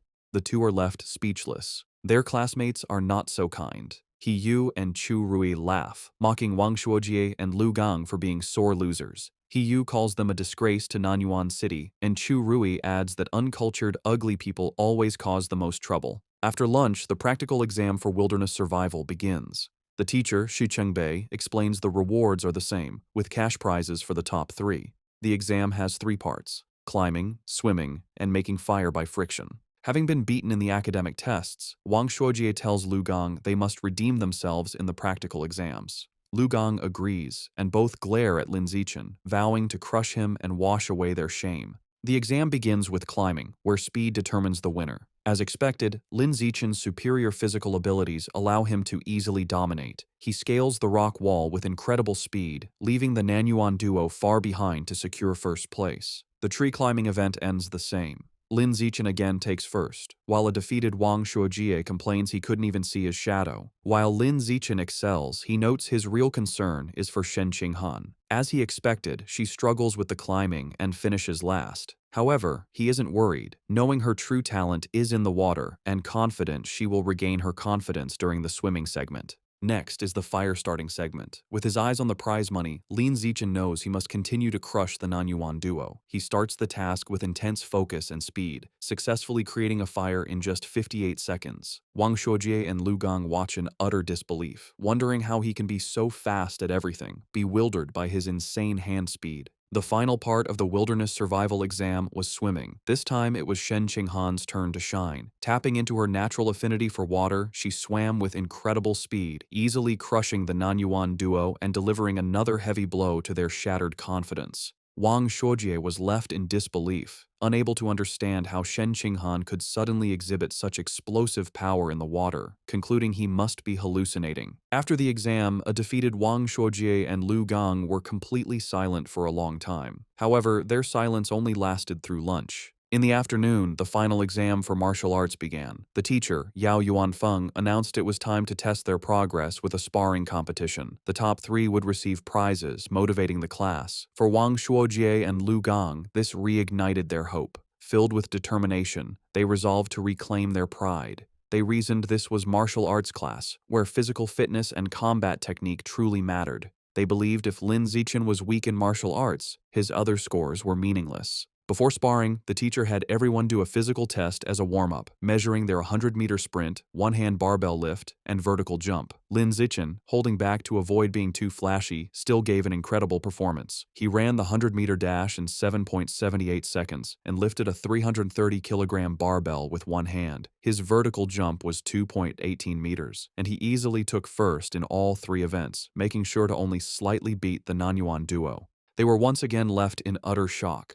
Wang Shuojie couldn't understand how Lin Zichen could be faster, while Lu Gang was baffled by how someone who didn't look muscular could be so strong. Trying to rally, Wang Shuojie reminded Lu Gang that failing the physical test didn't mean they would lose in sparring, as real combat also required technique. They convinced themselves their superior technique gave them a chance. After the test, everyone moved to the dueling area for the sparring matches. Eager to complete his survival of the fittest achievement, Lin Zichen stepped into the ring first. However, after his overwhelming display, no one dared to challenge him. Even Wang Shuojie and Lu Gang held back to observe first. Seeing the stalemate, the teacher intervened. He called out a student named Lu Wei and ordered him to spar with Lin Zichen. The two faced off, but the match was over before it began. To save time, Lin Zichen ended it instantly with a single devastating punch that sent Lu Wei flying. He then speed ran through the rest of his opponents, taking down every student in the class with the same brutal efficiency. Watching this, Wang Shuojie and Lu Gang are left in utter despair. Wang Shuojie realizes with horror that Lin Zichen is far stronger than they imagined and probably wasn't going all out during the physical test. He wonders how anyone could compete with such a monster. Just as their spirits are crushed, Hiyu suddenly leaps into the ring, shouting Lu Gang's name. He points at Lu Gang, declaring he's warmed up and at his peak, and challenges him to a fight. Eager to vent his frustration, Lu Gang readily accepts. He reasons that while he may not be confident against Lin Zichen, he can certainly defeat Hiyu and vows to flatten him in 30 seconds. With a battle cry, Hiyu rushes forward, and the two clash in a fast exchange of blows. However, the fight is decided by the clear gap in their power. Lu Gang easily catches Hiyu's kick, uses his superior strength to swing him around, and then hurls him out of the ring. Hiyu crashes hard, defeated and vomiting. Standing victoriously, Lu Gang looks down at his defeated classmate. He offers a backhanded compliment, acknowledging Hiyu's physical technique is the best in their class, but smugly concluding that he is still better. After his victory, Lu Gang turns to see Lin Zichen approaching. Lin Zichen calmly issues a challenge for them to spar. Internally, he sees this as a perfect chance to make progress on his achievement quest. Fresh off his win and brimming with confidence, Lu Gang smirks and accepts, declaring he is not afraid. Lu Gang immediately goes on the offensive with a powerful punch. However, the gap in their abilities is apparent. Lin Zichen moves with blinding speed, effortlessly dodging the attack and leaving afterimages. Before Lu Gang can register what happened, Lin Zichen counters with a swift kick. The powerful blow connects squarely with Lu Gang's back, and he is sent flying out of the ring, defeated in a single blow. With both Nanyuan duo members utterly defeated, the other students begin to taunt the last one standing. They shout at Wang Shuojie, asking if he's going to avenge his fallen bro, and telling him the pride of Nanyuan now rests entirely on his shoulders. They jeer, telling him not to chicken out. Annoyed, Wang Shuojie snaps at the crowd to shut up, claiming he was already planning to fight. He rushes into the ring to face Lin Zichen. As he stands before his overwhelmingly powerful opponent, he steels his resolve, telling himself that what is meant to come will come, and he must find a way to defeat him. Determined to win, Wang Shuojie shouts that he's going all out and rushes at Lin Zichen with a furious attack. However, his effort is futile.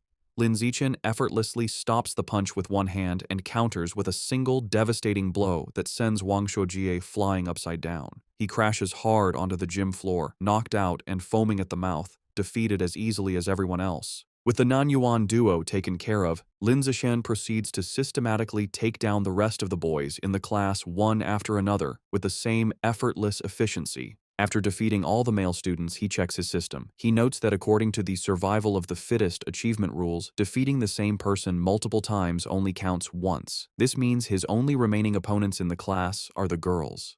He wonders if any of them will even be willing to spar with him. To his complete surprise, the girls are more than willing. A crowd of his female classmates gathers, blushing and eagerly making heart gestures, all wanting a chance to fight him. The first to volunteer is Chu Yu-tong, who excitedly raises her hand and challenges him. She leaps into the ring and attacks with surprising speed and agility. However, Lin Zichen is still on another level. He easily dodges her attack, leaving her to comment on his incredible speed. She gracefully lands, disappointed that she came so close but couldn't even grab him. Unexpectedly, after Chu Yu-tong's defeat, the other girls also volunteer to challenge him one by one. Of course, Lin Zichen holds back considerably when facing the girls. His main goal isn't to hurt them, but simply to win the official matches and complete his achievement as quickly as possible. Soon, Lin Zichen finishes sparring with all the girls in his class. While he has successfully defeated every student, he is still far from completing his achievement task. He is a bit disappointed, but his mood quickly changes when his teacher, Yao Yuanfeng, suddenly announces some good news.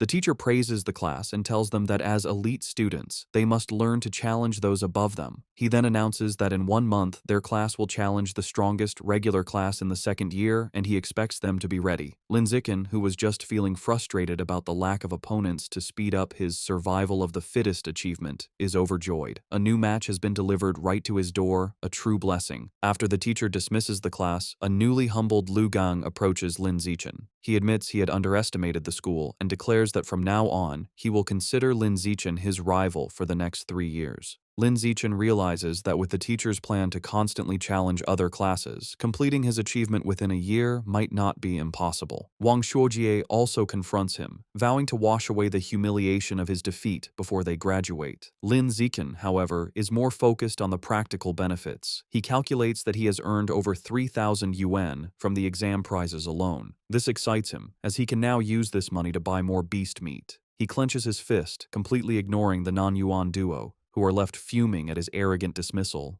That night, back in his room, he considers his financial situation. Although he earned some money from the rewards, it is still far from enough to buy all the beast meat he needs. To earn more money, he decides to follow in his parents' footsteps and registers as a web novel author, beginning his writing journey. Thanks to his celestial root of wisdom, his writing is exceptional. The next morning, he finds a contract invitation from the Yuiwen platform in his messages. After signing the contract, a piece of news from that very day catches his eye. The report is about a terrifying incident just 2 hours ago. A giant mutant rat had attacked a frozen meat-cold storage facility on the outskirts of the city. The news report details the horrific attack. The mutant rat was over 5 meters long and so powerful that it bit a responding cyborg in half. In a final, desperate act, the captured cyborg activated its hidden backup energy core to self-destruct, taking the enemy with it. The resulting explosion was massive, blowing the giant mutant rat to pieces on the spot. Reading the news, Lin Zichen is horrified. He stares at an image of a monstrous rat, wondering with growing dread how many more of these giant mutant rats are hidden in Shanghai City. He also questions where such enormous creatures could possibly be hiding.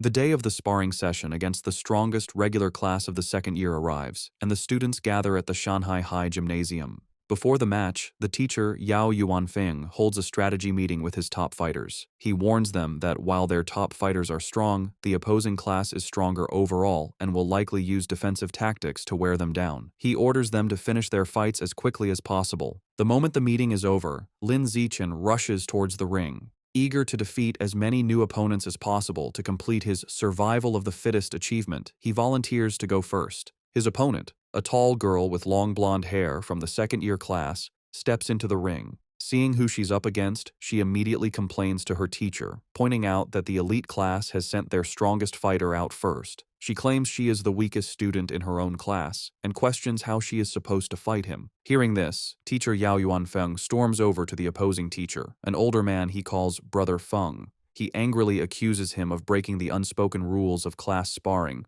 which dictate that the weakest students should fight first. He demands to know why the other teacher sent his strongest student to fight in the first match. To settle the dispute, Teacher Yao orders Lin Zichen down from the stage, telling him he can go later and to let the weaker students go first. Lin Zichen reluctantly agrees and steps down. The teacher then points to Zhong Yijia and tells her to go first, but she is caught off guard and protests that she isn't ready. Seeing an opportunity, Shen Qinghan steps forward. She volunteers to fight, telling Teacher Yao that since she is the weakest, she should be the one to go first. Shen Qinghan nervously enters the ring to face the tall blonde girl, clearly intimidated.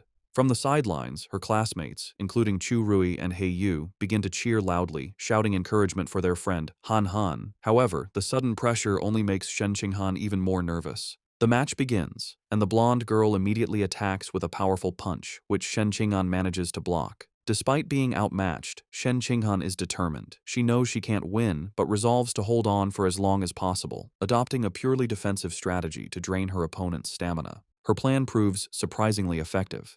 3 minutes later, the blonde girl is breathing heavily, surprised by Shen Qinghan's endurance. She realizes that if the fight continues, she will run out of stamina and decides she must finish the match quickly. She rushes forward with a final decisive punch. The blow lands, and Shen Qinghan is knocked to the ground, defeated. As she gets back on her feet, she is visibly embarrassed. The teacher, Yao Yuanfeng, praises her performance. He gives her a thumbs up, telling her she did great and that her defensive strategy was very smart. Lin Zichen also comforts her, patting her head gently. He tells her she did well, lasting over 3 minutes against a senior with an extra year of training, and that she has made big progress. Reassured, Shen Qinghan looks up at him with a happy smile. Following Shen Qinghan's defeat, another female classmate with brown hair from the elite class steps into the ring. Seeing that her senior opponent is running out of stamina after the previous match, she sees an opportunity and rushes in to attack. She throws a powerful kick, but the more experienced senior easily dodges the blow and counters with a swift punch to the face. The brown-haired girl is quickly overpowered and pinned to the ground, where she cries out in pain and is forced to surrender. Standing over her defeated opponent, the senior mockingly asks if she was looking down on the regular class by charging in so recklessly. She continues to taunt the girl, telling her that while she may not have her talent, she has trained for a whole year longer. She dismisses her, telling her to come back and fight again after she's trained for another year. Just then, Chu Rui steps forward. Filled with determination, she declares that she will avenge Shen Qinghan and crush the senior. Chu Rui proves to be a formidable fighter. She easily defeats her senior opponent with a single, powerful punch. From the sidelines, Shen Qinghan cheers enthusiastically, calling out how amazing Chu Rui was. Lin Zichen tells Shen Qinghan that she was amazing too, explaining that Chu Rui's victory was easy only because Shen Qinghan had drained the senior's stamina first. Shen Qinghan smiles happily.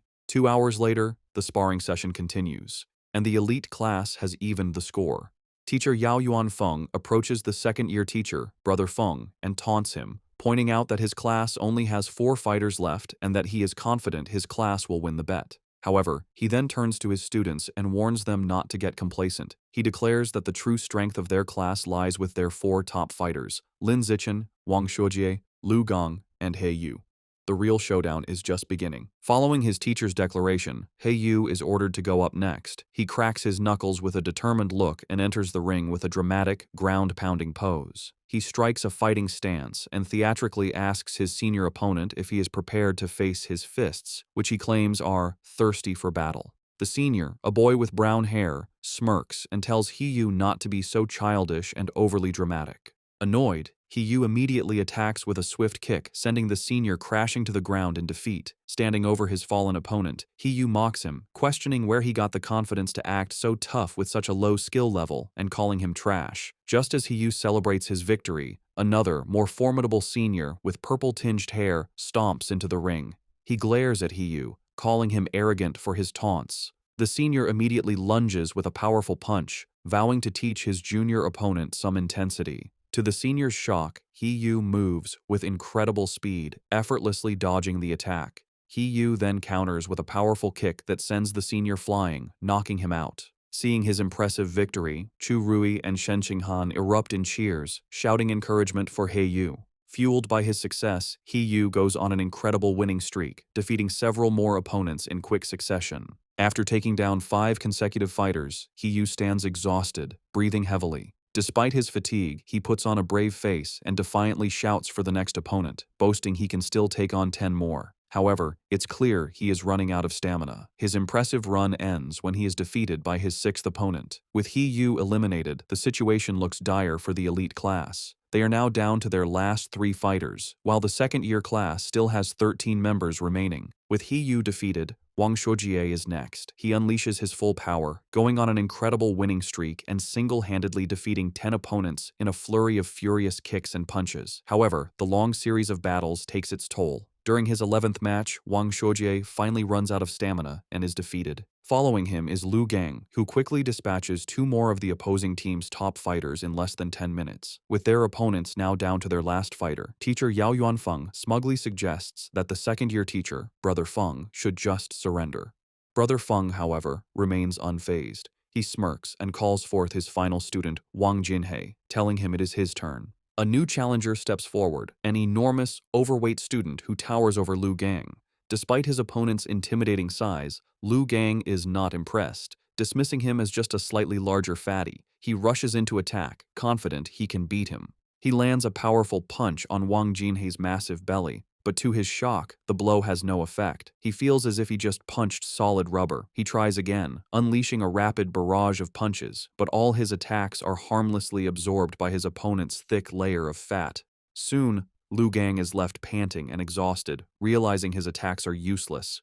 His opponent, who has not moved an inch, looks down at him with a calm expression. He asks if Lu Gang is finished, because now it is his turn. Before Lu Gang can react, Wang Jinhei grabs him by the neck with incredible strength. With a single, effortless motion, he throws Lu Gang out of the ring, securing the victory and leaving the elite class with only 1 fighter remaining. Stunned by such a powerful fighter, teacher Yao Yuanfeng exclaims that he doesn't remember the second-year class having such a strong student. The opposing teacher, Brother Feng, smirks and explains that Wang Jinhei is a new transfer student who just arrived this semester. He then smugly reminds teacher Yao about their bet, telling him it looks like he is going to lose and will have to buy dinner for the entire opposing class. Realizing he has been tricked by his rival's secret weapon, teacher Yao clenches his fist in frustration, worried that not even Lin Zichen can defeat this monster. Despite his doubts, he puts on a brave face for his last student. He places a hand on Lin Zichen's shoulder and tells him it's his turn, encouraging him to just do his best and not worry too much about winning, as the experience will be valuable. Lin Zichen simply smiles and reassures his teacher that he will win, leaving the man speechless. As Lin Zichen steps into the ring, Wang Jinhei looks down at him, unimpressed. He dismisses his opponent as looking rather weak to be his class's final ace.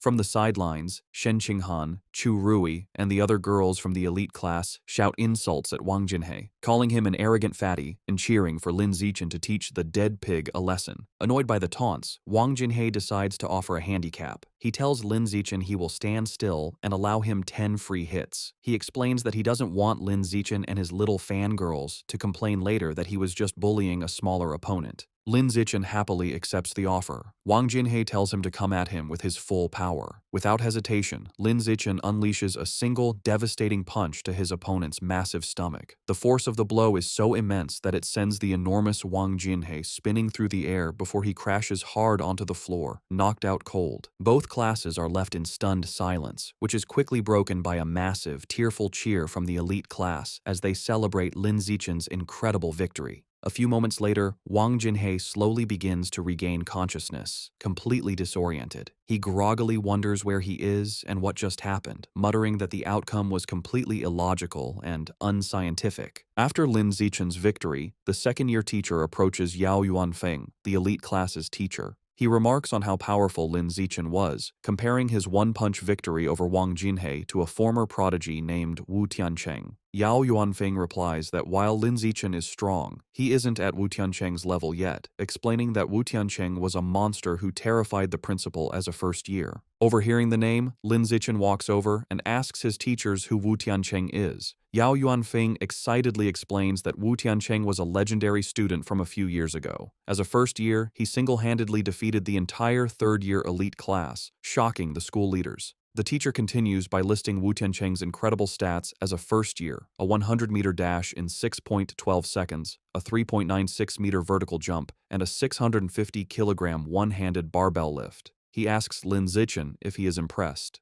Lin Zichen smiles nervously and admits he is a little impressed. However, he internally thinks Wu Tiancheng's feats were only on par with the strength he possessed during his 6th grade summer vacation. That night, the class celebrates their victory at a restaurant.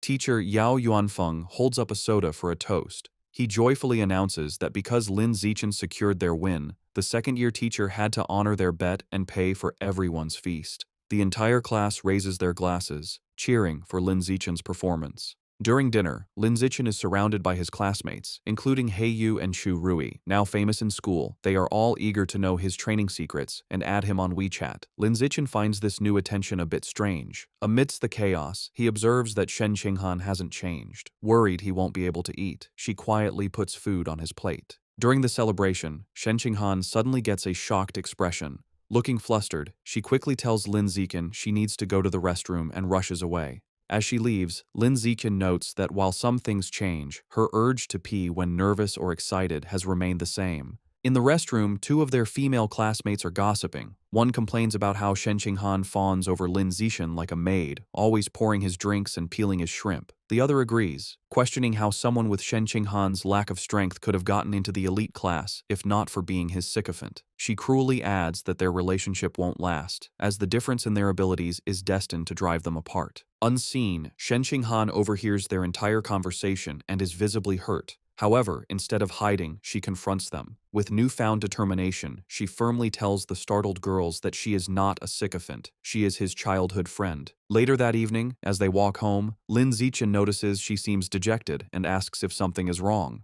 Looking down sadly, Shen Qinghan confides in him. She explains her mother always said she would grow out of wetting her pants. However, she reveals with frustration that even now, she still has to wear diapers to bed every night. Looking up at him, she says she feels disabled, like she can't even control her own bladder. Lin Zichen looks at a distraught Shen Qinghan and firmly tells her she is not disabled. He gently places his hands on her shoulders to comfort her, explaining that her inability to control her bladder is actually a superpower that hasn't fully developed yet. Shen Qinghan looks up with wide, hopeful eyes, questioning if it's really a superpower. Lin Zichen confirms it, telling her that her natural talent in the water is a manifestation of this power. Intrigued, Shen Qinghan asks if his own amazing abilities are also because he has a superpower. Lin Zichen confidently replies that yes, just like her, he also has a superpower. Excited by the idea, Shen Qinghan wonders what kind of power she might have. Lin Zichen reassures her it will definitely be a very powerful one. However, their path is blocked. A special team in protective gear is cordoning off a building, and an officer with a megaphone instructs the public to stay back while they exterminate rats. Their attention is drawn to the chaos inside. A man in an apron frantically swings a broom at a swarm of large rats, trying to fend off the exterminators. He screams at the officers to stop, pleading with them not to kill his brothers. His face twists in agony and rage as he continues to scream. Consumed by fury, the man charges at the officers, yelling that he will fight them to the death. Watching the scene, Shen Qinghan asks Lin Zichen if the man has gone crazy. Lin Zichen agrees, suggesting he might be mentally ill, though he finds the situation pitiful. He tells her that's just how some people are and that they should go home. Later that night, at Lin Zichen's house, he and his parents are watching a troubling news report. The anchor announces that a young female teacher went missing last week and is still not found. His mother, Zhang Wangshan, expresses her alarm, noting this is the 4th young woman to disappear this month. His father, Lin Yansheng, corrects her, stating it is the 5th.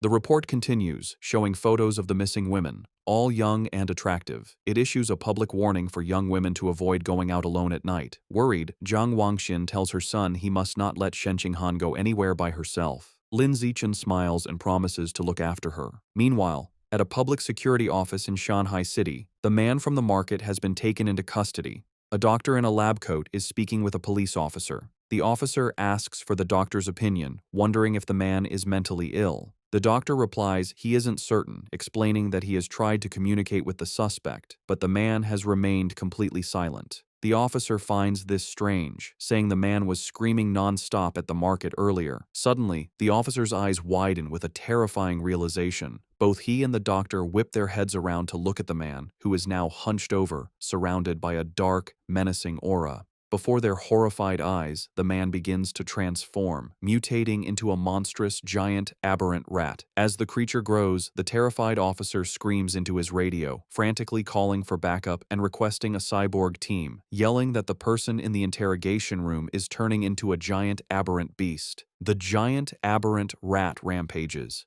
A police squad opens fire, but the bullets barely slow it down. As the officers retreat, a female officer reports that headquarters confirmed all cyborgs are deployed on other missions. The director adds grimly that support won't arrive for 10 minutes and their ammunition won't last that long. Realizing they can't fight it head-on, the director orders his team to their car. Their new plan is to lure the monster into the suburbs to buy time. The female officer jumps into a police van and starts the engine, while another officer braces himself inside. They speed through the city with the giant rat in hot pursuit, leaping between buildings. The female officer urges them to go faster to give the cyborgs more time. The van races up a mountain road and into a tunnel, but the beast is relentless. It closes the distance with a terrifying roar, its massive tooth-filled maw open. The monster slams into the back of the van, causing it to lose control, flip violently through the air, and crash. Inside the overturned van, the female officer hangs upside down, injured. With a look of despair, she thinks that in the end, they still couldn't make it. Just as the giant aberrant rat roars in triumph over the wrecked van, a massive explosion engulfs it. Help has arrived. A female cyborg with short purple hair and sleek armor. Hovering in the air, she locks on and unleashes a barrage of powerful purple missiles. The projectiles slam into the monster, creating a series of fiery explosions as she gives the command to kill. After the smoke clears, the cyborg lands on the crater-filled road. She finds a large tunnel and realizes the rat escaped by digging its way out, noting the beasts seem to be getting smarter. However, she sees shredded flesh and blood on the ground and concludes the creature is seriously injured and couldn't have gotten far. She decides she has a good chance to track it down. The scene shifts to the city skyline at 3 a.m. In his room, Lin Zichen is at his computer, not training, but writing. He reflects on his progress as a web novel author. He has written daily for over half a month, and his novel is now nearly 200,000 words. More importantly, his paid income has already surpassed 10,000 won. He thinks about the novel's future potential, noting it is still in the new book period. He eagerly wonders how much money he will make once it is officially launched. Too excited about his novel's income to sleep, Lin Zichen decides to train. He finds a deserted, unsurveilled alley to test his recent efforts. As he practices, he is pleased with his progress. His 100-meter sprint time has dropped to an incredible 3.43 seconds, and his vertical jump has reached 7.22 meters. He feels that if he continues improving at this rate, he will eventually achieve a saintly body. His training is interrupted by an unsettling gnawing sound. He turns and sees a shadowy figure hunched in a dark corner. The figure is a grotesque, rat-like creature, a mouseman. It is chewing on a human arm. Noticing Lin Zichen, the creature begs for its life, pleading for forgiveness and explaining it was just too hungry. It strangely promises that once full, it will come and pay its respects every year. Lin Zichen stares in horror, recognizing the creature as a mouseman. He immediately connects this sight to the news report about the giant mutant rat that escaped. He wonders with dawning dread if this creature is that same beast, now in a more humanoid, but no less monstrous form. Realizing the extreme danger, Lin Zichen decides he must inform the police. However, as he turns to leave, the mouseman panics, thinking he is its next meal. It stammers that it doesn't have to eat him and can go find others to devour instead. Before Lin Zichen can react, the creature springs into action. It leaps off the alley walls with blinding speed, ricocheting from side to side in a series of lightning-fast jumps. The mouseman lunges at him, screaming it wants to eat human meat as hunger overrides its fear. The attack is so fast that Lin Zichen realizes there is no time to dodge. With no other option, he faces the monster head-on. As the creature closes in, Lin Zichen meets its charge with a single, devastating kick to its jaw. The impact sends the mouseman spinning through the air before it crashes hard to the ground. The beast struggles to its feet, clutching its bleeding chest. It stares at Lin Zichen in disbelief, wondering how a weak-looking student could possess such overwhelming strength. Stunned and injured, the mouseman stares back at Lin Zichen, shocked by his unexpected power. Before it can recover, a rock suddenly flies through the air and slams into its head. Seizing the advantage, Lin Zichen gives the monster no chance to retaliate. He unleashes a furious storm of rocks, throwing them with incredible speed and precision. The mouseman is completely overwhelmed by the relentless assault, unable to defend itself as the rocks pummel its body. After a few moments, the onslaught stops. Lin Zichen stands at the end of the alley, breathing heavily. He watches the spot where the creature fell, noticing it is no longer moving. He approaches cautiously and finds his attack was more devastating than he imagined. The mouse man is obliterated, reduced to a steaming pile of skeletal remains. Wondering if the creature was truly dead, Lin Zichen touches the pile of bones. A surge of blue energy flows into him, and a system notification confirms he has devoured a trace of the giant mutant rat's life source, increasing his codex progress to 7%. He is disappointed to only absorb 2% this time, compared to the 5% from the scorched corpse. He theorizes the difference is due to the varying amount of Rat King gene each heretic had consumed. Realizing it was nearly morning and unsafe to stay, he heads home. Moments after he leaves, the purple-haired female cyborg lands in the empty alley. She stands over the steaming bones, wondering who could have killed the Rat Man. The scene shifts to a dark building where a sinister ritual is happening. A hooded cultist carries an unconscious woman to a large, glowing red summoning circle. He places her in the center and kneels, offering her to his Lord Rat God to enjoy. From the darkness, menacing, multi-lensed red eyes glare back. A deep, angry voice questions why there is only one woman, accusing the cultist of trying to starve it. The voice complains the offering isn't even a mouthful and threatens to make the cultist part of the sacrifice. The cultist prostrates himself in terror, desperately begging to explain. Still on the floor, the terrified cultist explains that young women have become cautious lately, rarely going out at night and always traveling in groups, making them hard to capture. The massive, shadowy rat god looms over him, its deep voice commanding that if women are too difficult, he should catch young men instead. The cultist immediately agrees. Suddenly, a large, bloody chunk of raw meat is thrown onto the floor. The cultist greedily grabs it and begins to devour it raw, thanking his Lord Rat God for the blessing. As he eats, the ritual reaches its gruesome climax. Massive red tentacles emerge from the summoning circle, wrapping around the unconscious woman and lifting her into the air. The monstrous, multi-eyed maw of the rat god opens wide and devours her whole. Sounds of chewing and crunching echo through the building. After its meal, the Lord Rat God gives one final, chilling order. It tells the cultist not to capture ordinary people next time, complaining their meat is too bitter. The entity declares it wants to eat nobles who live in luxury, believing their meat will be more tender.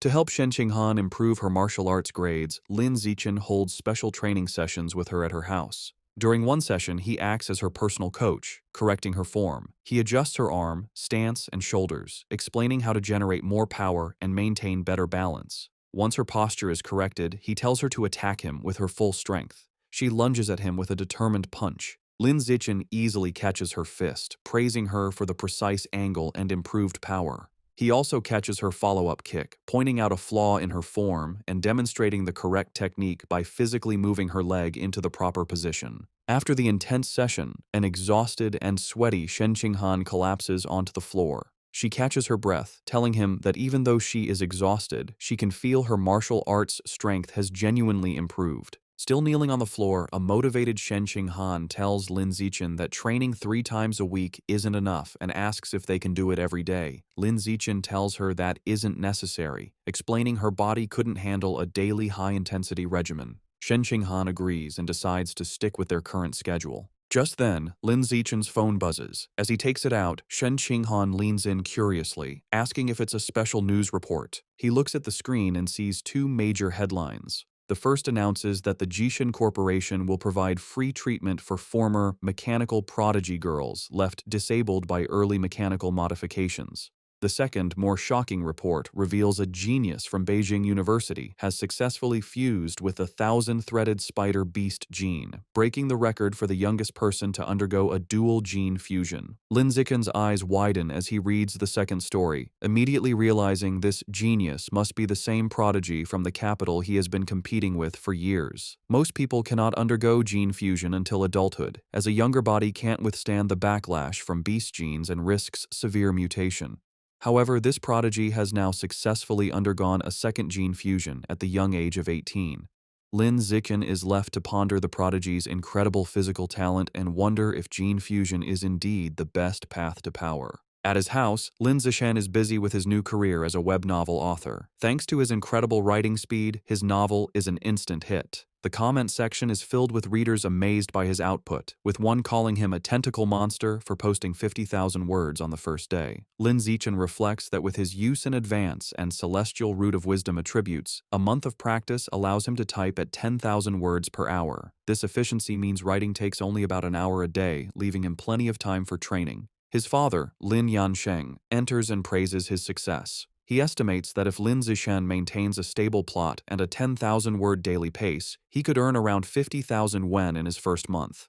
He adds that once the novel's word count grows, making 100,000 wen a month would not be a problem. Lin Zichen is thrilled. With an income of 50 to 100,000 wen a month, he will no longer have to worry about funding his quest to unlock the exotic beast codex. He sets a firm goal. He will use his first 2 months' fees to finally unlock the Savage Giant Eagle codex. The scene shifts to his martial arts class, where the teacher, Yao Yuanfeng, announces a sparring session to assess progress. Lin Zichen's overwhelming power is on full display. He completely crushes the field, effortlessly defeating every opponent with powerful kicks and punches. No one lands a single hit on him. After the session, his teacher presents him with his prize money. Lin Zichen reflects on the successful day, pleased that he not only earned another 888 yuan, but also gained crucial experience points toward his survival of the fittest achievement. While Lin Zichen dominated, Shen Qinghan's results were not as stellar. As usual, she ranked last. Her friend Chu Rui tries to comfort the dejected girl. However, her training with Lin Zichen has clearly paid off.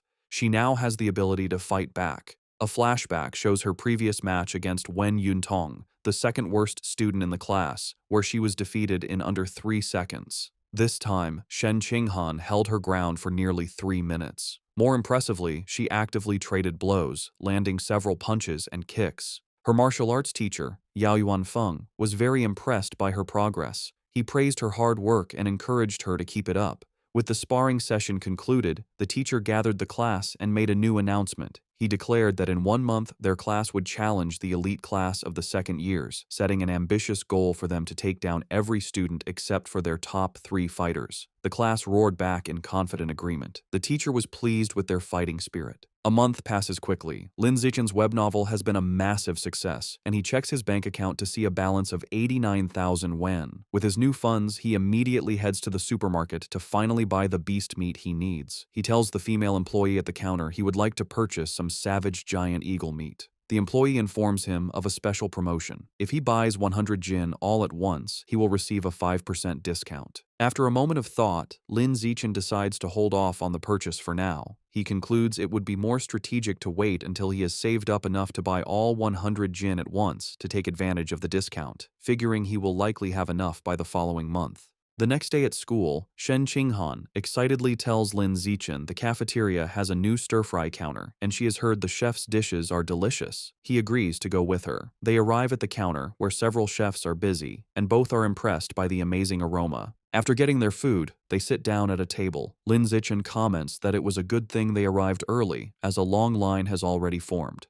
Their meal is interrupted by a loud argument in the line. One student accuses another of cutting, but the second claims his desk mate was saving his spot. The argument escalates, with the first student insisting saving a spot is still cutting, and the second becoming defiant. Shen Qinghan recognizes one of the voices and points out to Lin Zichen that their friend, He Yu, is the one arguing. She asks if they should check on him. Lin Zichen glances over and calmly tells her it probably isn't necessary, observing that He Yu has an aggressive presence and seems to have already scared the other guy off. Lin Zichen's assumption is incorrect. The student He Yu was arguing with stands his ground, looking down at He Yu with a condescending expression and calling him a punk. He Yu finds himself surrounded as the student is joined by his friends. The leader of the group asks He Yu what his deal is. One of the other bullies smugly states they have no deal. They are simply cutting in line. Enraged, He Yu yells at them to get to the back of the line. He is shocked by their audacity and realizes he is outnumbered. Despite this, He Yu tries to hold them back, spreading his arms to block them. He wonders why no one in the crowded cafeteria is stepping in. From their table, Shen Qinghan watches with concern, pointing out to Lin Zichen that their friend He Yu is being bullied. Just as the bullies are about to push past He Yu, a hand clamps down on the leader's shoulder. It is Lin Zichen, his face shadowed and intimidating. He calmly tells the student to please line up properly. The bully turns around and confronts Lin Ziken with a smirk, defiantly asking what he can possibly do about it if he refuses. Instead of escalating the fight physically, Lin Ziken responds with a sly grin. He pulls out his phone and coolly informs the bully that he will report him. The bully leader scoffs at the threat, calling reporting shameful. With He-yu smirking beside him, Lin Zichen coolly retorts that he finds cutting in line even more shameful. Unwilling to be reported, the group of bullies gives up and walks away in frustration. The scene shifts to a luxurious villa in a wealthy district of Shanghai City, where the rat god cult is holding a secret meeting. Their leader, a man in a black hooded robe, sits on a throne-like chair and addresses his followers. He announces that one of their members, Sha Qiang, is dead, explaining that he went crazy at the market and was killed after provoking the security squad. Another cultist mutters that it is good riddance. The leader then introduces a new young man who will be taking Sha Qiang's place. He relays a new, chilling order from their Lord Rat God. From now on, they must only capture and sacrifice noble elites, as their god finds ordinary people to be too bitter. This new directive causes concern. Two members speak up, arguing that capturing nobles is too risky. They reason that while a missing ordinary person might be overlooked, a missing noble would cause serious trouble. The cult leader suggests they target the sons of rich but powerless merchants to lower the risk. He then turns his attention back to the newcomer. He instructs him that, as he is new, he should not go after nobles yet. Instead, he is to practice by capturing a handsome young man as a sacrifice to one of the rat god's subordinates. The newcomer, his face hidden in the shadows of his hood, confidently accepts the mission, promising he will not just find any handsome man, but will offer the most handsome man in the entire city to the divine child. In the classroom, He-yu is still fuming about the cafeteria. He tells Lin Zichen he investigated the students who cut in line and discovered they are from Class 3 of the second year, the same top honors class they are scheduled to challenge. He-yu can't believe students from an elite class could be so rude. Leaning against the lockers, Lin Zichen looks at his phone and remarks that good grades don't mean a person has good manners. His expression shifts as a news alert catches his eye. He reads that another wealthy heir has gone missing, the fifth recently. Knowing the kidnappers haven't asked for ransom and remembering the rat god cult's order to capture nobles, Lin Zichen grimly concludes the cult is behind these disappearances. The day of the competition arrives, and students gather in a large gym with 2 fighting rings. Tension between the classes is high, as the students who bullied He-yu glare at him, and He-yu makes a defiant gesture in return. After both classes warm up, the sparring matches begin. Just as she did last time, Shen Qinghan takes the first fight. Her opponent, a senior from the honors class, immediately attacks with a fierce kick. Shen Qinghan blocks the strike, but the senior's power is too great. Her defense is broken, and she is knocked to the ground, defeated. The senior is formidable, as other first-year girls, including Chu Rui, are also swiftly defeated one by one without landing a single hit. The first year's losing streak is broken when a muscular, short-haired girl defeats the senior with a powerful kick. However, this victory is short-lived. The next senior, a girl with long red hair, immediately seizes control. She is an overwhelming opponent, defeating 9 first-year students in a row in less than 10 minutes, including 3 boys. The first-year class is now down to its last 4 fighters: Lin Zichen, Wang Xiujie, Lu Gang, and He-yu. The situation is bleak, as the second-year honors class has only lost 5 students, all girls. A staggering 36 of their students, none of them boys, have yet to fight. Their teacher, Yao Yuanfeng, clenches his fist, feeling the gap in strength is hopeless. With limited options, Yao Yuanfeng tells He-yu it is his turn, asking if he can take out the 6 remaining girls on the opposing team. He-yu confidently agrees, declaring it will be easy, particularly motivated by fighting more attractive female seniors. True to his word, He-yu handles the matches with ease and successfully knocks all 6 remaining girls out of the ring. With the female fighters defeated, the second-year class's first male student enters the ring with a threatening stomp. He strikes a menacing pose and asks He-yu if he is ready to die. He-yu retorts that his opponent has no manners. Recognizing the student as a bully from the cafeteria, He-yu believes he's a pushover and sees a perfect chance for revenge. He-yu's confidence is misplaced as the bully rushes him with surprising speed. Before He-yu can react, the senior lands a powerful punch to his stomach. He-yu collapses to his knees, stunned. The bully taunts him for being weak and tells him to admit defeat. Enraged, He-yu struggles to his feet and throws a punch, but his opponent easily dodges and counters with a swift kick that sends He-yu flying out of the ring, defeated. Lying on the ground, He-yu realizes with pain that his opponent's strength is far from the lowest among the boys, and curses himself for letting his guard down. Having defeated He-yu, the senior bully turns to Lin Zichen, who is standing by the ring. He mockingly asks if Lin Zichen still wants to medal and challenges him to a fight. Lin Zichen gracefully leaps into the ring, internally noting that he was hoping for this chance. His classmates erupt in cheers, shouting for their brother Chen to crush his opponent and avenge He-yu for his shameful behavior. The match begins, and the bully, Chi-Yue, rushes at Lin Zichen with a high kick. Lin Zichen, however, is unfazed. He effortlessly blocks the kick with one hand, then grabs Chi-Yue's leg and slams him headfirst into the ring floor with incredible force. The impact knocks Chi-Yue out cold. Lin Zichen stands over him for a moment before casually kicking his unconscious body out of the ring. The second-year students are in stunned disbelief. One points out that Chi-Yue is one of the top 5 strongest fighters in their class, yet he was taken out instantly. They can't comprehend how a junior could be so powerful. Watching from the sidelines, their teacher Yao Yuanfeng concludes that Lin Zichen must be hiding a great deal of his true power. Lu Gong and Wang Shuojie are equally horrified, wondering if he is even human. Lin Zichen turns to the remaining second-year male students and calmly asks who's next. Their faces contort in fear, terrified by the display. 30 minutes later, the outcome is decided. All 29 remaining students from the second-year class lie defeated.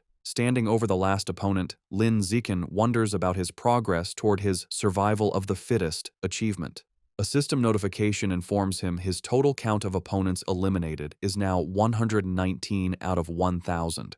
He looks at the number with disappointment, realizing the progress is far too slow. He reflects that in every class sparring session, he is always the last to fight, and he decides this slow pace cannot continue. Concluding his strength has far surpassed the high school level, he sees no reason to follow their rules anymore and resolves to make the rules himself. The following Monday, a shocked shout is heard from the principal's office. Inside, the principal of Shanghai High stares at Lin Zichen in disbelief, asking if he truly wants to hold a personal challenge match with rewards. Lin Zichen confirms his request, boldly stating that he wants to challenge the entire school. In her office, the principal of Shanghai High presses her hand to her forehead, bewildered. She asks Lin Zichen if he is serious about challenging the entire student body as a first year. He confirms his intentions and asks her to come to the gym, promising to prove he has the necessary strength. Later, they arrive at the empty gym. The principal crosses her arms and asks why he brought her there so late. As he removes his school jacket, revealing his muscular build, he confidently tells her he is there to show his true power. The principal, flustered, momentarily misinterprets his intentions and tries to stop him. However, Lin Zichen walks over to a heavy barbell and grips it. To her astonishment, he lifts the massive 700-kilogram barbell into the air with one hand, holding it effortlessly. The principal stands frozen in shock. It dawns on her what he meant by showing his power. She realizes his strength already surpasses that of the school's most legendary student, Wu Tiancheng, during his first year. Completely convinced, the principal gives Lin Zichen a thumbs up. She agrees to his request, promising to arrange an event for him to challenge the entire school. With a sheepish grin, he reminds her they must set up rewards, explaining that without prize money, no one would be motivated to challenge him. He then lays out his clever plan for the prizes. He suggests 2 types of rewards, a participation prize to encourage everyone, and a larger, cumulative prize pool that grows with each challenger. Whoever defeats him wins the entire pool. If no one can beat him within the time limit, all the money will be his. The principal, intrigued, smiles and agrees. Lin Zichen makes one final request: keep his true strength a secret for now. Otherwise, students might be too intimidated. She playfully pats his shoulder and agrees. Later, in her office, she shows Lin Zichen the finalized plan. He confirms it is perfect, thanking her for her hard work. As they speak, 2 teachers, Yao Yuanfeng and Liu Deren, walk by. They are shocked to see the principal's unusually cheerful demeanor towards Lin Zichen, wondering what is going on. Yao Yuanfeng is bewildered, remarking internally how the principal, usually a stern-faced she-devil, is now smiling so pleasantly, completely misinterpreting the situation. At 2 in the afternoon, the student body gathers in the gym, surrounding 2 large fighting rings where Lin Zichen and the principal stand. The principal takes the microphone and begins the announcement. She introduces Lin Zichen, details his recent victories, and explains the rules and prizes for his personal challenge against the entire school. The announcement causes an uproar. The crowd erupts in disbelief and mockery, with many shouting that the principal must have gone crazy. They are insulted by a first year's arrogance, questioning his confidence. One student angrily points out that defeating the second year's strongest class doesn't mean he can take on the third year's, while another calls him arrogant. Facing the hostile crowd, Lin Zichen calmly announces that starting the next day, he will be in the gym for 2 hours every afternoon, welcoming challengers. Internally, he is pleased by their anger, thinking that with so many eager to fight, he has a good chance of completing his survival of the fittest quest early. The scene shifts to a bustling city street at night. A young man with blonde hair walks alone, sipping a drink. His walk is interrupted when two attractive women step in front of him and invite him to a bar. The blonde man looks at them with a cold expression and bluntly tells them to get lost. As they walk away, they mutter that he has no charm. The young man watches them go, annoyed, wondering if Shanghai City is always this lame. The blonde young man is a new member of the rat god cult, struggling with his first mission. Looking down at the people, he complains that after searching for days, he still hasn't found a single man attractive enough to be a worthy sacrifice. He is consumed by anxiety, picturing his cult leader and worrying how he will be perceived if he fails. He fears failure will lead to being ostracized. He had considered kidnapping a male celebrity, but realized it was impossible, as they are constantly surrounded by bodyguards, and he lacks the power to overcome them. As he walks, the pressure mounts. His deadline is fast approaching, and he is growing desperate. Just as he is lost in thought, Lin Zichen, out for a run in a tank top and shorts, sprints past him.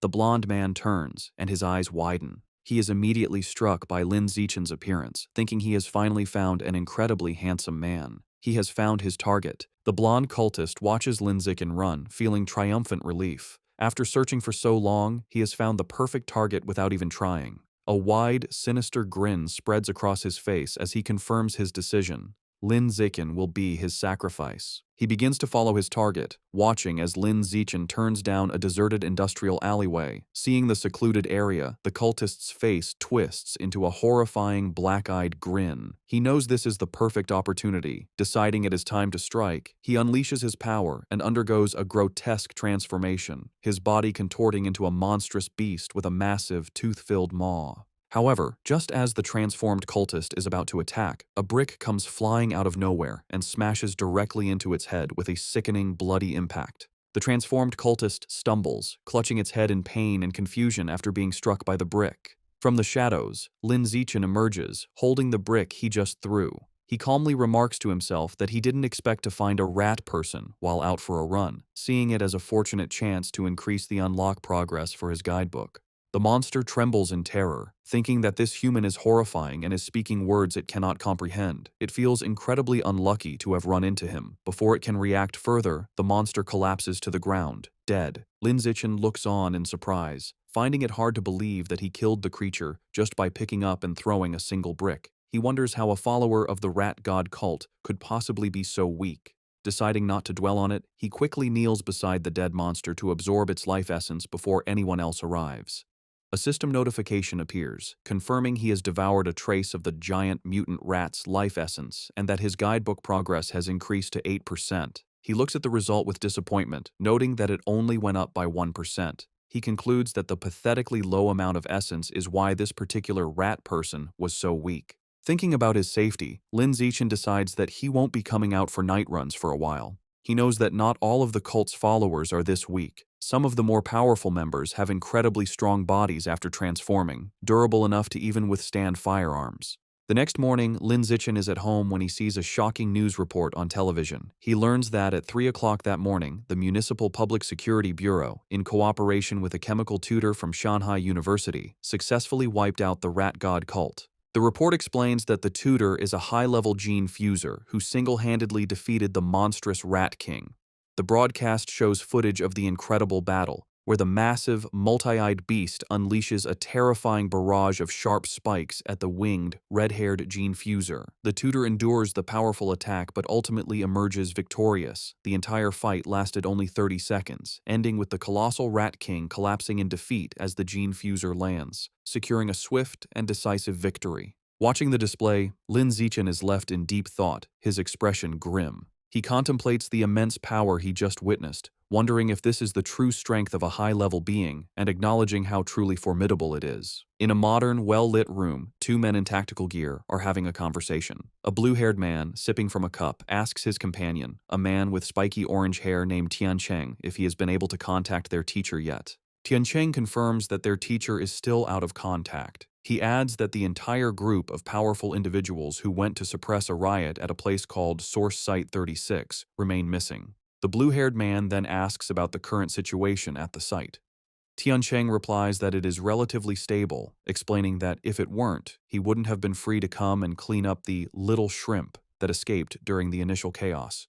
The blue-haired man seems to question his dismissive term. The blue-haired man reflects on the immense power of the Rat King, a monster that the entire Public Security Bureau was helpless against. He then internally acknowledges that in the face of a genius high-level being like Tiancheng, the monstrous Rat King was indeed just a little shrimp. Changing the subject, the blue-haired man playfully puts his arm around Tiancheng's shoulders, suggesting that since he is already there, he should visit their old school to give a lecture. Tiancheng resists, stating that he isn't an idle person and has a real job to do. The blue-haired man playfully insists, telling him that providing some ideological guidance to their cute junior students is also a form of work. Deep within a dark cavern under the light of the full moon, it is revealed that the Rat King survived its battle with Wu Tiancheng. The creature explains its recent actions, stating that at first, it only ate beggars, then it moved on to eating young people. Now, it kneels in submission, admitting that it eventually developed a taste for the pampered elite.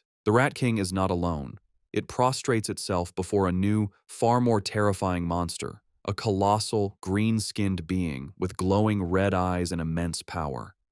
This new monster scolds the Rat King, angrily telling it that it went to great trouble to bring the Rat King there to have its clan dig tunnels. Instead, the Rat King went around eating people and caused a huge commotion that drew unwanted attention. The giant monster glares down and menacingly asks the Rat King if it believes it deserves to die for its failure. Terrified, the Rat King begs its master for another chance. The giant monster considers the plea and agrees that it can give the Rat King another chance, but it clarifies that there will be a price to pay. Without another word, the monster's clawed hand strikes the Rat King, and a spray of blood fills the air. Deep in the cavern, the giant green monster continues punishing the Rat King. Having ripped out one of its eyes, the monster holds the bloody orb and remarks that while the sewer rat's eyes smell foul, they taste delicious. The monster then grabs the cowering Rat King, acknowledging its cleverness for hiding and sending a subordinate to pose as the Rat King to be defeated by the authorities. This reveals the creature Wu Tiancheng fought was merely a decoy. However, the monster delivers a final, chilling warning. If the Rat King fails to dig tunnels as commanded, it will still die. Meanwhile, back at Shanghai High, the day of Lin Zichen's personal challenge has arrived. As he walks toward the gym, he is the subject of intense gossip. Students point him out as the arrogant first year who dared to challenge the entire school, with many eager to watch. Lin Zichen, however, is focused on his phone, where he is looking at a wanted notice for the 9 fugitive members of the Rat God cult, noting the 500,000 yuan reward for their capture. He thinks of them as a walking fortune, but his practical nature takes over, and he reminds himself that if he ever encounters one, his first priority is to stay safe before thinking about the bounty. He arrives at the gym to find it packed with students surrounding the fighting rings, just as he had hoped. Looking at the sea of potential opponents, he knows the large turnout is not just due to his challenge, but also because of the final part of his plan, the participation prize. To motivate the crowd, Shen Qinghan stands on the sidelines with a megaphone, announcing that every participant will receive a lottery ticket for a chance to win generous prizes. The announcement works perfectly, and the male students erupt in excitement. They shout about the amazing prizes, including the latest game consoles and smartphones, though one boy is more interested in the possibility of touching Shen Qinghan's hand during the lottery. This same boy eagerly reaches forward to be the first volunteer. However, before he can finish speaking, a female student leaps over him, stepping on his head as she declares she will go first. This opens the floodgates, and a massive, chaotic crowd of female students rushes forward, trampling the boys as they all clamor for a chance to fight Lin Zichen. Soon, the fighting ring is filled with a large group of girls who have surrounded Lin Zichen, eagerly declaring they want to challenge him. The challenge, however, quickly becomes his female classmates fawning over him. One girl touches his arm, excitedly exclaiming how strong he feels, while another caresses his face, admiring how handsome he is. Completely surrounded, Lin Zixin thinks the situation has taken a strange turn. He feels reluctant to fight girls but steels his resolve. Knowing that to complete his achievement, he has no other choice. He begins to concentrate his power. With a series of gentle but firm pushes, he sends the girls flying out of the ring one by one. Finally, he unleashes a wave of energy that repels them all at once, apologizing as they are cleared from the ring. After the chaos has settled, Lin Zixin checks his system. A notification shows his progress for the survival of the fittest achievement has now reached 309 out of 1,000. Despite being defeated, the female students are undeterred. One girl with pinkish hair eagerly raises her hand, shouting she wants to challenge him again. However, Lin Zixin stands firm and coldly announces that according to the rules, defeated challengers may not re-challenge. The girls are crestfallen, with one complaining about the unfair rule. A large, muscular student and his friends step forward, and their leader cracks his knuckles, angrily declaring it is now his turn to teach the arrogant junior a lesson. This proves to be an empty threat. Lin Zixin effortlessly defeats opponent after opponent with single punches, and his system shows his survival of the fittest progress has climbed to 419 out of 1,000. Soon, he stands triumphantly atop a massive pile of unconscious students and calmly asks who is next. Just then, a new, more formidable challenger steps forward, declaring he is still there to fight. He leaps into the ring, and the other students immediately recognize him as Yan Xiaoxuan, the overlord of the second year's top honors class. They begin to murmur, wondering who will win. The consensus is that Yan Xiaoxuan has the advantage, recalling his legendary reputation for once defeating an entire class single-handedly, though he was eventually put in his place by a third-year instructor. Yan Xiaoxuan lands in the ring and addresses Lin Zixin, telling him he was once arrogant just like him, but was taught a valuable lesson. He explains that he learned there is always someone stronger. He then launches into a condescending monologue, offering to teach Lin Zixin a life lesson. Completely ignoring the speech, Lin Zixin turns to the teacher and simply asks if he can begin. The flustered teacher quickly declares the start of the match. Before Yan Xiaoxuan can finish his advice, Lin Zixin interrupts him with a single, devastating kick that sends him flying across the ring. As Yan Xiaoxuan crashes into the far wall, Lin Zixin casually puts a finger in his ear, remarking with relief that it is finally quiet.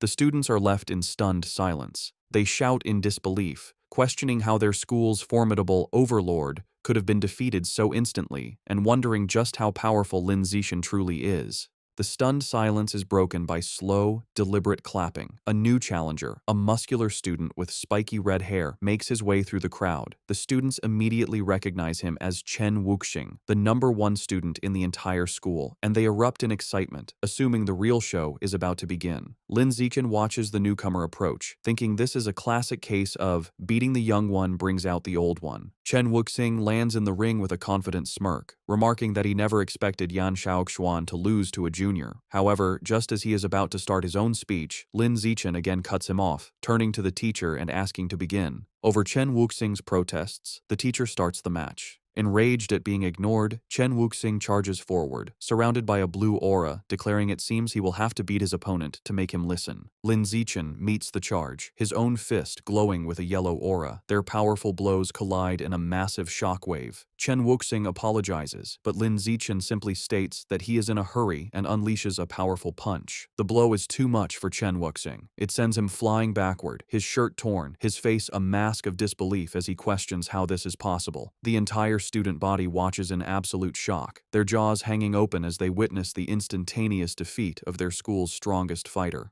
With the school's strongest fighters defeated, Lin Zixin turns to the still stunned crowd. He points to a random student and tells him to get in the ring to fight. The student points to himself in disbelief, and Lin Zixin confirms it, stating they haven't fought yet. The student nervously asks him to be gentle, but Lin Zixin smiles and reminds him that if he participates, he will get a lottery ticket. Motivated, the student rushes into the ring, and Lin Zixin promises to go easy. His promise is short-lived, as he immediately knocks the student out with a single punch. A system notification confirms that his achievement progress for survival of the fittest has increased by 1. Seeing this, the rest of the student body realizes there is no shame in losing to someone so overwhelmingly powerful, and they still have a chance to win the lottery prizes. Renewed enthusiasm sweeps through the crowd as they all surge forward, motivated by the prospect of winning a new smartphone. What follows is a systematic and effortless series of victories for Lin Zixin. He stands his ground, easily dispatching every student who challenges him, with his system's counter ticking up by 1 with each defeated opponent. After the final student is defeated, a large system notification appears, announcing that by eliminating 1,000 different competitors, he has successfully completed the achievement.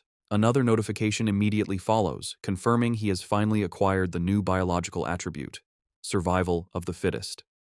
Lin Zixin clenches his fist, a look of pure triumph on his face, ecstatic that his long and arduous challenge has finally paid off. With his quest complete, a system notification details Lin Zixin's new reward. He has acquired the biological attribute, survival of the fittest, which increases the damage he inflicts on other living beings. He strokes his chin thoughtfully, concluding that while it is a simple and practical damage-boosting ability, he is slightly annoyed the system doesn't specify the exact value of the increase. His objective achieved, Lin Zixin leaps down from the ring and announces the challenge is over. The female students are disappointed, complaining it ended too quickly, and they wanted to watch him more. Wasting no time, Lin Zixin grabs Shen Qinghan's hand, leads her through the parting crowd, and they quickly leave the emptying gym. Later, a hearty laugh is heard from the principal's office.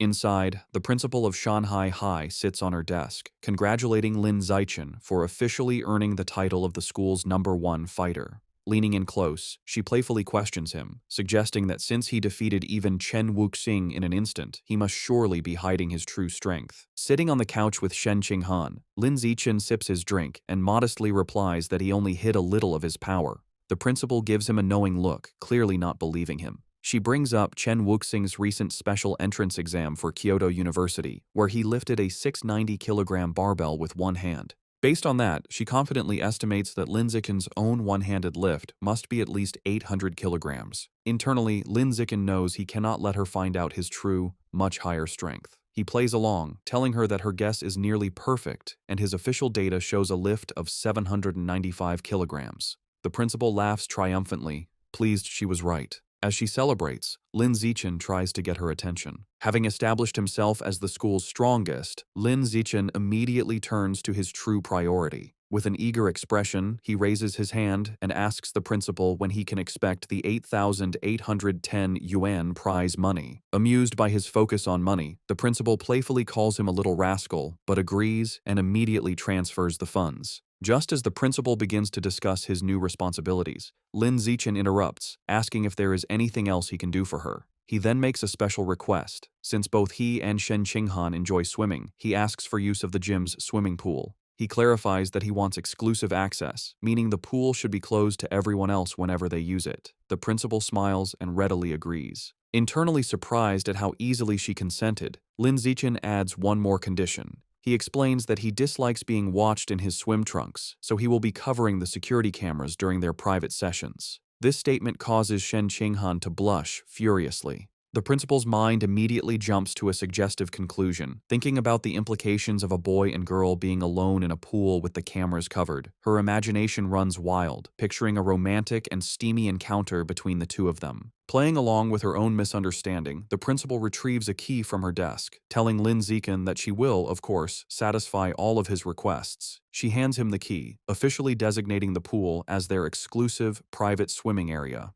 As he takes it, she leans in close and whispers a final, teasing warning, telling him to just be careful not to create a new life while they are in there. Her suggestive comment leaves Lin Zixin completely baffled, as he wonders what she could possibly mean by a new life. As they walk down the school hallway, Lin Zixin looks at the key to the swimming pool. He thinks to himself that with exclusive access, he can finally begin to properly explore the true nature of Shen Qinghan's mysterious abilities. His thoughts are interrupted when Shen Qinghan stops him, saying she has a favor to ask. With a nervous expression, she explains she signed up for a singing competition. While she has practiced her solo parts, she still needs someone to help her with the duet section. She shyly asks if he can practice with her that evening, and Lin Zixin readily agrees. Overjoyed, Shen Qinghan throws her fist in the air and happily skips away. Lin Zixin watches her go, thinking about how much this competition means to her. He smiles, hoping she will be able to find her confidence through it. Later that night, at Shen Qinghan's apartment, the two are in her room practicing. She sings into a microphone while Lin Zixin sits and listens, providing the other part of the duet from his phone.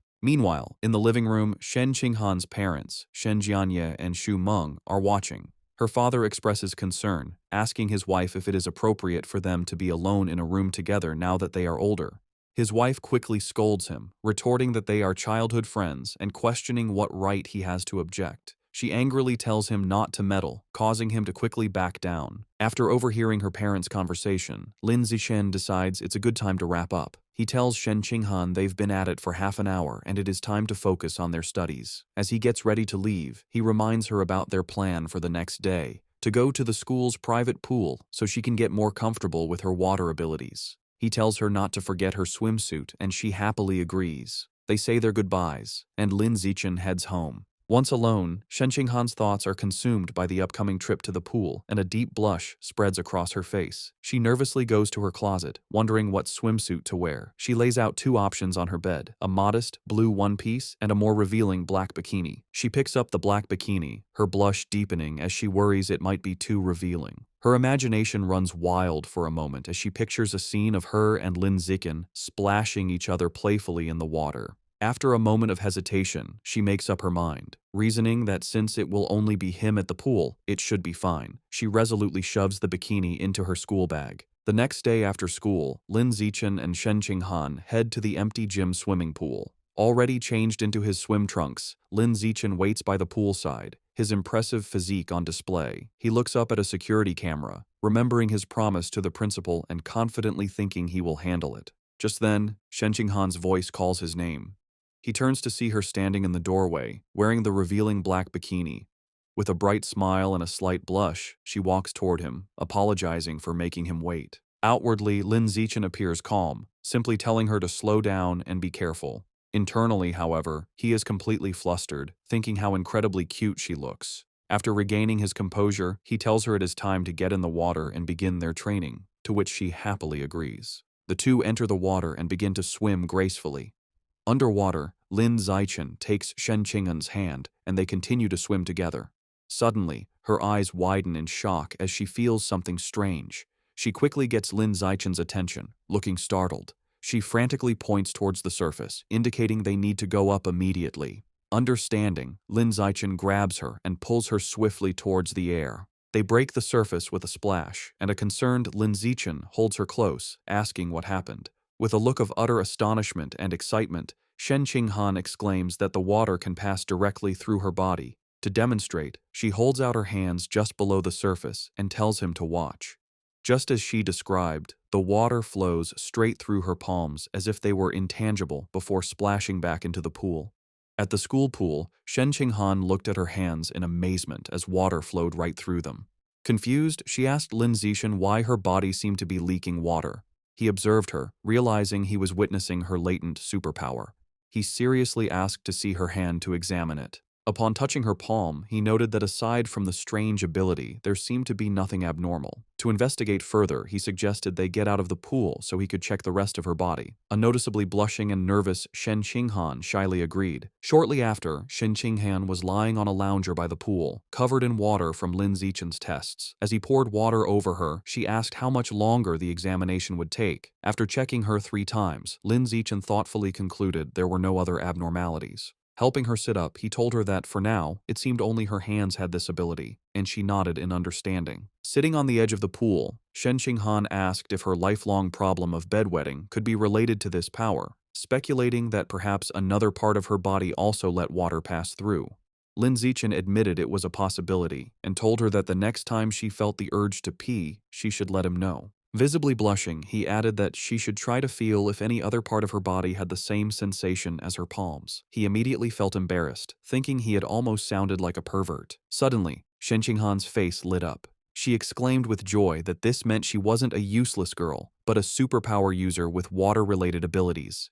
With newfound determination, she thought that maybe, if she managed to fully develop her power, she could finally stand by Lin Zixin's side as a worthy partner. The story continues in a bustling city at night, with large holographic ads for cyborgs. Lin Zixin enters a supermarket, where a friendly female clerk welcomes him. He confidently walks to the counter, slides a card across it, and makes an astonishing request: 100 jin of the expensive savage giant eagle meat. The clerk is shocked by the massive order. She nervously takes his payment card and a note with a delivery address, stammering her agreement. As Lin Zixin leaves, the clerk watches him go, wondering which wealthy young master could be so extravagant. Despite her surprise, she professionally completes the order form, even asking for a good review with a smile. Later, in a secluded industrial area, Lin Zixin receives his delivery. He reflects on his finances, noting he had just received 120,000 yuan from his web novel, bringing his total funds to 210,000 yuan. He thinks this is more than enough to cover the cost.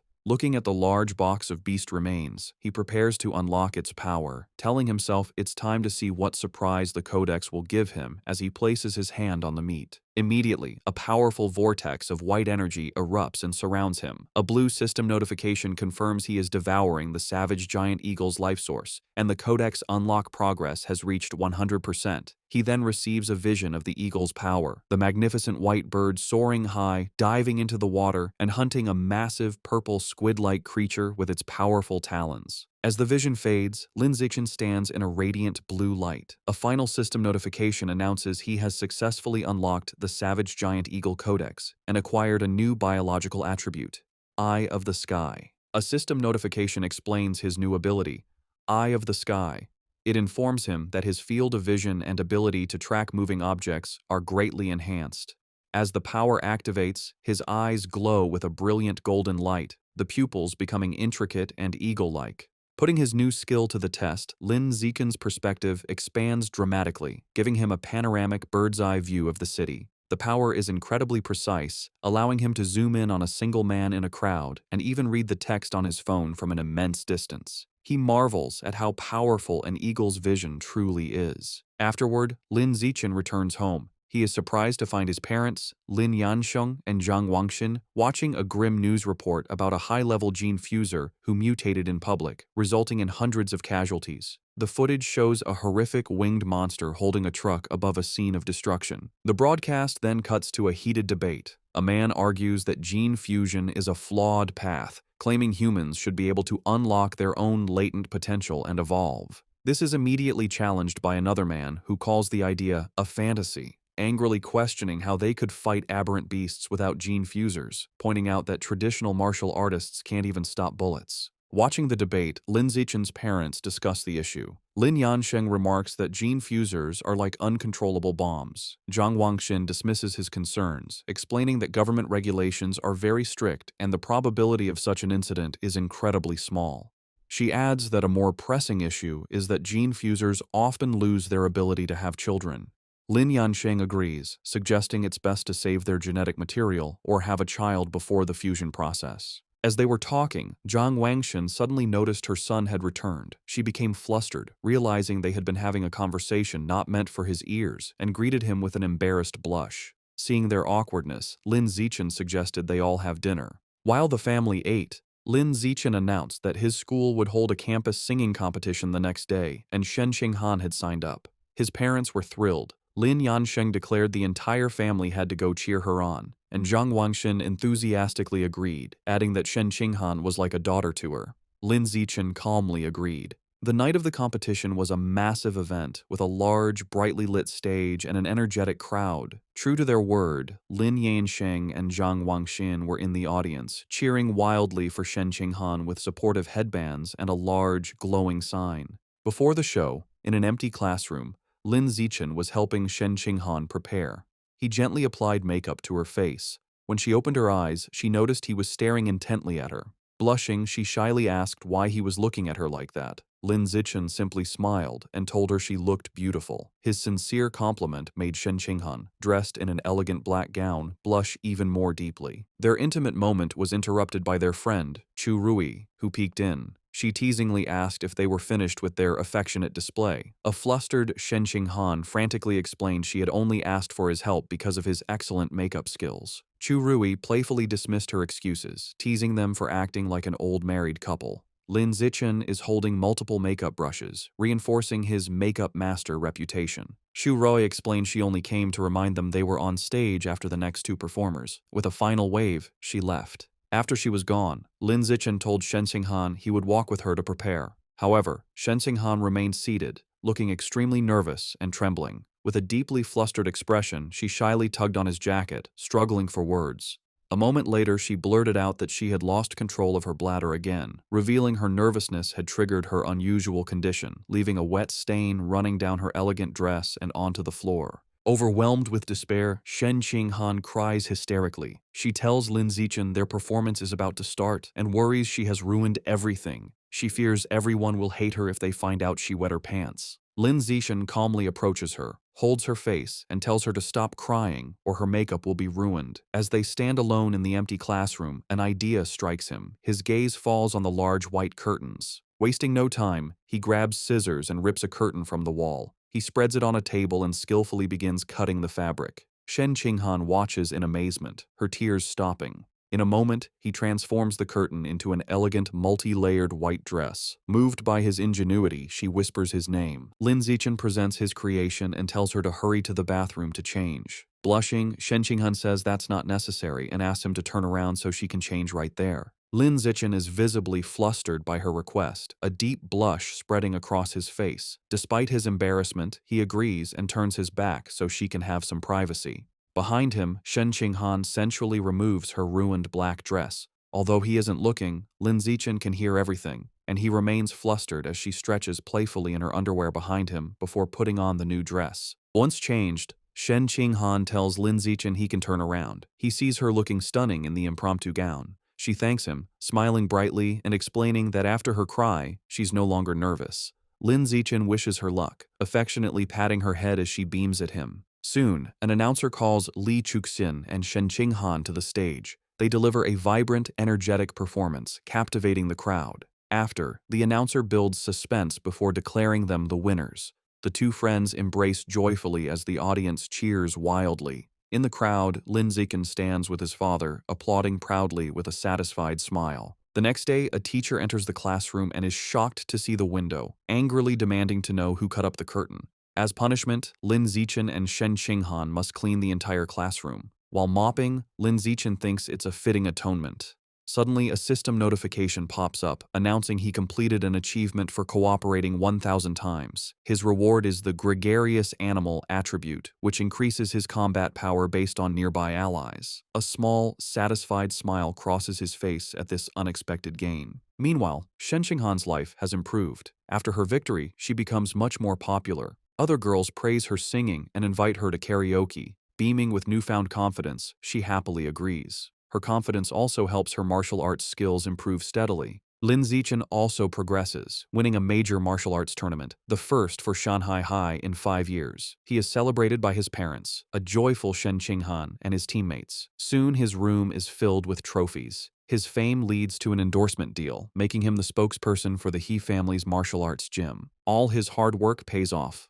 Between his endorsement deal and his web novel income, Lin Zichen has amassed over 900,000 yuan. Looking at his bank balance, he concludes it's more than enough to unlock the next codex. Lin Zichen goes to a secluded area to pick up his next order from the friendly supermarket clerk.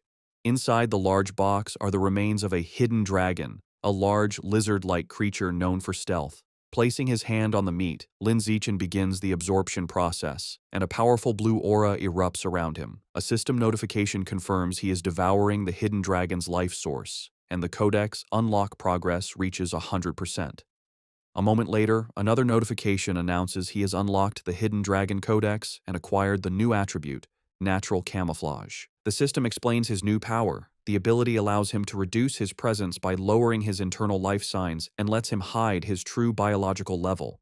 Lin Zichen immediately understands the skill's dual applications. He can become stealthy for ambushes, or hide his true strength to lull enemies into a false sense of security. With his main objective complete, he remembers he needs to buy a cake for his mother and walks through the city. His thoughts are interrupted by a shout. He turns to see a startling scene, a beautiful red-haired woman being forcefully escorted by 2 guards in tactical gear. Suddenly, a young man involved in the arrest calls his name in surprise. Lin Zichen recognizes him as Zhang Kai, a senior from his school. His attention is drawn to Zhang Kai's powerful cybernetic legs. Zhang Kai explains nonchalantly that after failing to get into high school, he became a biker and broke his legs so badly in an accident they had to be amputated. Zhang Kai explains he was lucky enough to join a mechanical modification experiment run by the Mechanical God Group, which unexpectedly transformed him from a disabled person into a cyborg. Curious, Lin Zichen asks about the arrested woman. A guard explains she is a remnant of the Rat God cult, the only female among 9 fugitives. Just then, Zhang Kai's colleague calls for him to leave. As he hurries off, he waves goodbye, promising to talk later, and Lin Zichen waves back. Watching them go, Lin Zichen becomes suspicious. The public security department searched for the rat god cult fugitives with all its resources and found nothing, yet the mechanical god group captured one with ease. He concludes this group is not to be underestimated. His thoughts are interrupted by a call from his mother, Jiang Wangxin. She asks if he bought the cake and when he'll be home. He says he's on his way and will be back soon, and she reminds him to be careful. The scene shifts to a lively birthday celebration. Since their birthdays are a day apart, their families always celebrate together. Their parents are gathered singing "Happy Birthday."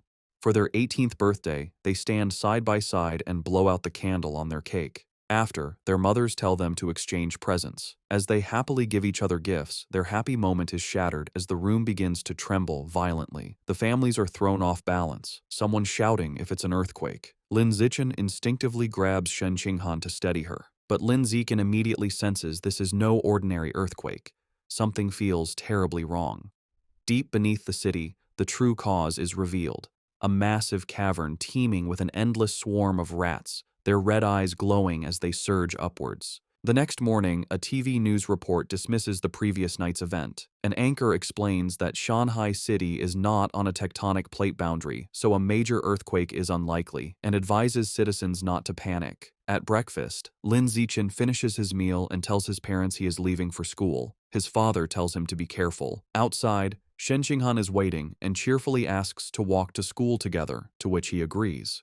As they walk, she happily remarks that since they have celebrated their 18th birthday, they are officially adults. Lin Zichen adds that the college entrance exams are also approaching. Shen Qinghan admits she gets nervous just thinking about it. Some time passes, and Lin Zichen finally saves up enough money to unlock his next codex. He begins the absorption process, and a powerful purple energy swirls around him as he targets the void crocodile. A system notification confirms he is devouring the creature's life source, and the codex unlock progress reaches 100%. He receives a vision of a large crocodilian beast with fish-like fins swimming powerfully, trying to escape from the savage giant eagle. A final notification announces he has successfully unlocked the Void Crocodile Codex and acquired a new biological attribute, danger perception. The system explains this ability allows him to sense hostility from other creatures within a certain range and makes it easier to judge their biological level. Lin Zichen thoughtfully concludes this will be a useful skill for preventing sneak attacks.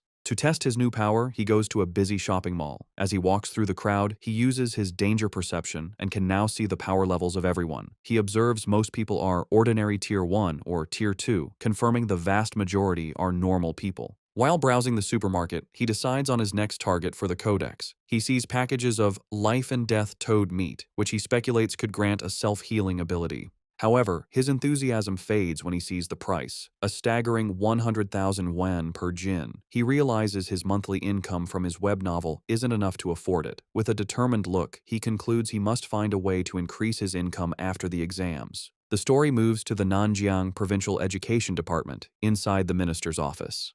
A striking woman with light purple hair and antler-like horns, Mo Dongji, the vice principal of Shanghai University and Minister of Education for Nanjiang Province, sits listening to a report. A male subordinate is finishing a presentation on the educational situation across the province. Mo Dongji calmly sips her drink and thanks him.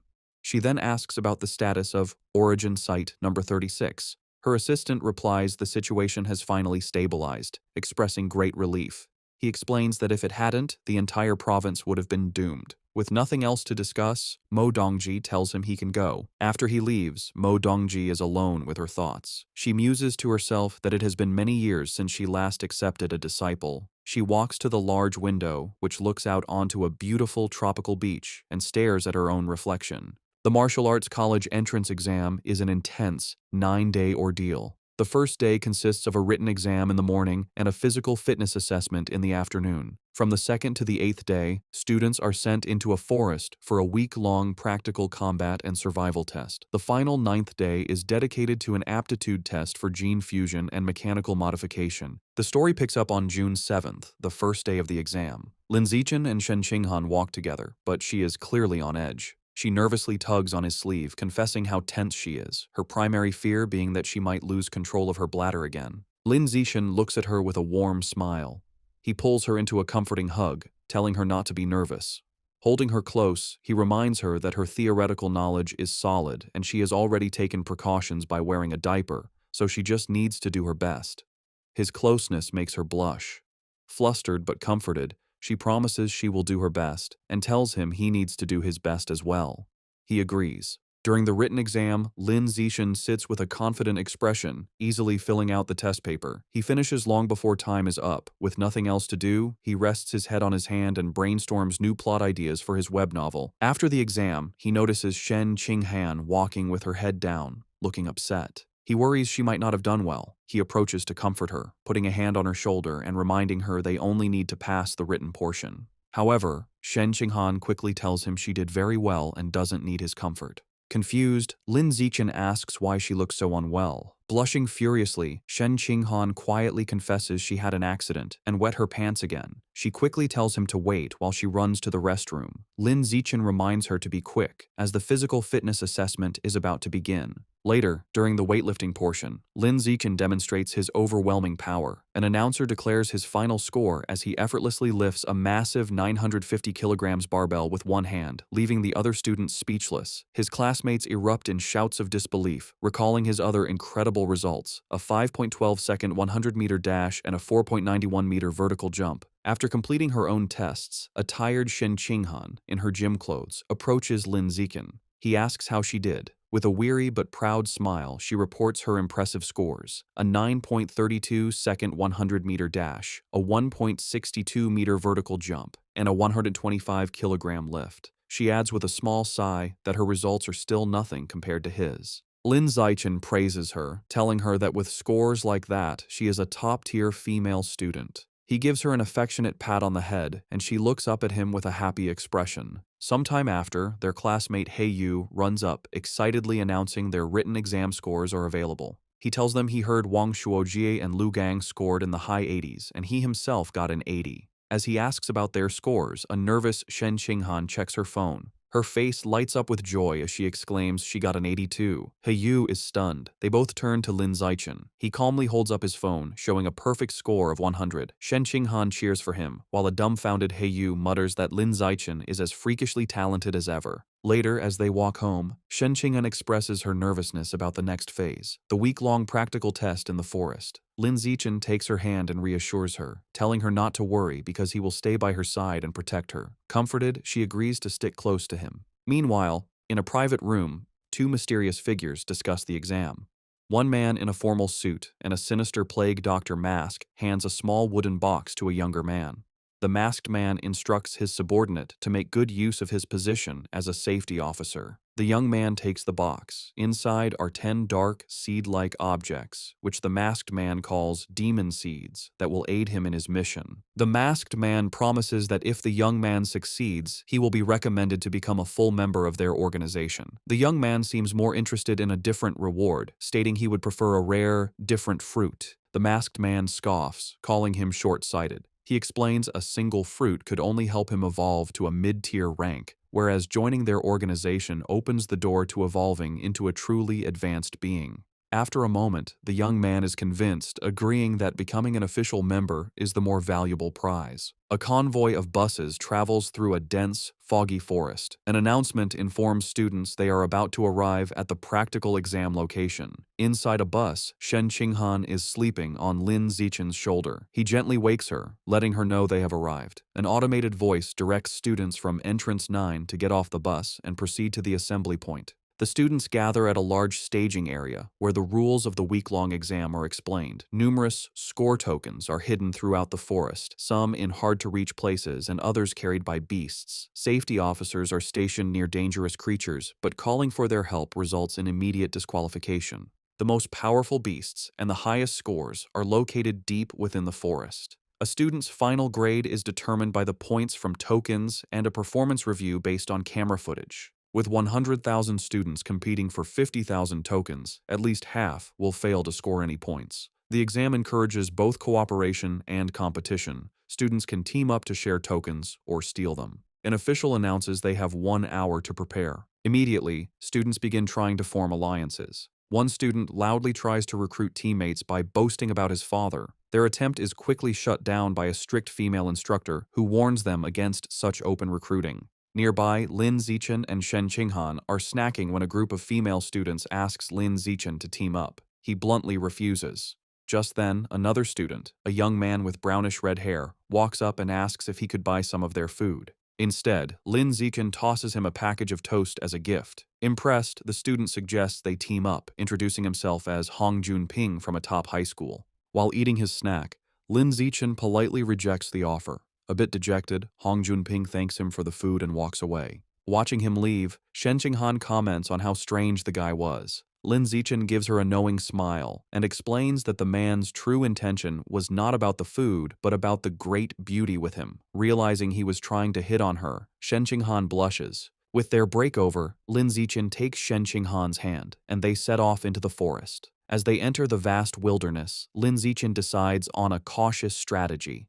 To help Shen Qinghan acclimate, they begin by searching for score tokens in the safer, outer regions. To aid their search, Lin Zichen activates his Eye of the Sky ability, his eyes glowing with golden light. His enhanced vision lets him instantly spot a target. He tells Shen Qinghan he has found a token at the top of a nearby tree and instructs her to get it. Eagerly, Shen Qinghan leaps high into the air with incredible agility. A moment later, she triumphantly holds up a token with the number 1 on it, happily shouting to Lin Zichen that she got it. With his Eye of the Sky active, Lin Zichen systematically scans the area, directing Shen Qinghan from one hidden token to the next. Soon, she has collected a small handful of 1-point tokens. Overjoyed, Shen Qinghan throws her arms around Lin Zichen in an excited hug, exclaiming how amazing he is. Their celebration is cut short as they are surprised by an unexpected arrival. It is Hong Junping who greets them with a smile. He holds up a large score token, stating he has already gathered 28 points. He claims he wants to repay Lin Zichen, but internally, his motive is to get to know the incredibly cute Shen Qinghan. He formally offers to team up, suggesting they split all points evenly among the three of them. Lin Zichen flatly rejects the offer. He tells Hong Junping that if he is serious about repaying them, he can simply hand over all his score tokens. Hong Junping is visibly shocked and angered by this outrageous demand. His friendly demeanor vanishes, and surrounded by a surging aura, he charges forward, shouting that they have chosen the wrong path. As Hong Junping charges, yelling they have chosen the wrong path, Lin Zichen calmly smirks, agreeing that Hong Junping is the one who has chosen wrongly. The fight is over in an instant. Lin Zichen lands a single, devastating punch to Hong Junping's stomach, causing him to double over in agony and spit up blood. With their opponent defeated, Lin Zichen and Shen Qinghan walk away arm in arm, with Lin Zichen now casually holding Hong Junping's score token. Behind them, their attacker lies unconscious. A concerned Shen Qinghan asks if he will be all right, but Lin Zichen nonchalantly reassures her that he didn't even use any real force. Over the next few days, Lin Zichen continues to guide and train Shen Qinghan. He helps her find more score tokens, pushes her to improve her strength by having her lift massive boulders, and teaches her practical survival skills like hunting wild boars. Their time is not all work. They also enjoy simpler moments, like gathering fresh fruit. They work as a perfect team, easily fending off other students who try to ambush them. When tired, they rest together under a makeshift roof. As Shen Qinghan sleeps on his shoulder, Lin Zichen looks at her fondly, wishing the peaceful moment could last longer. Finally, they arrive at the central area of the forest. Shen Qinghan points out a wooden sign that ominously reads, "Danger, Aberrant Beast Zone." However, as they venture deeper, they find it eerily quiet. Shen Qinghan observes that they might have arrived too late, as there are no aberrant beasts in sight. The only evidence that anything was ever there are large, unsettling bloodstains splattered across the path. As they walk through the forest, Shen Qinghan is disappointed, lamenting that if they'd arrived earlier, she could have earned the genius title by killing aberrant beasts. Lin Zichen comforts her with a pat on the head, telling her the title doesn't mean much, and it's time to go back. He reflects that with cameras everywhere, hunting beasts is impossible, so it's more practical to focus on training Shen Qinghan's survival skills. After the combat assessment, the students are taken to the next phase, the gene fusion compatibility test. They are bused to a high-security facility on an island, the Island Gene Research Institute, where they are told to get in line for the test. Inside the lab, the students wait to have their blood drawn. Shen Qinghan asks Lin Zichen if the reagents in the test tubes are for the test. He confirms they are flowing cloud jellyfish genetic reagents. This jellyfish's genes have a high affinity with the human body and easily cause a special chemical reaction with human blood, making them the ideal reagent. The procedure involves injecting the student's fresh blood into the jellyfish reagent to observe the chemical reaction, which determines if a student is suitable for gene fusion. While waiting, a nervous Hiyu expresses his hope to pass the gene fusion test, not wanting to go through the mechanical modification test. Chu Rui adds that the mechanical test is rumored to be painful, like being burned, as it involves implanting special metal alloys into the body. This thought terrifies Hiyu, who begins praying. After their blood is drawn, the students wait about an hour for the results.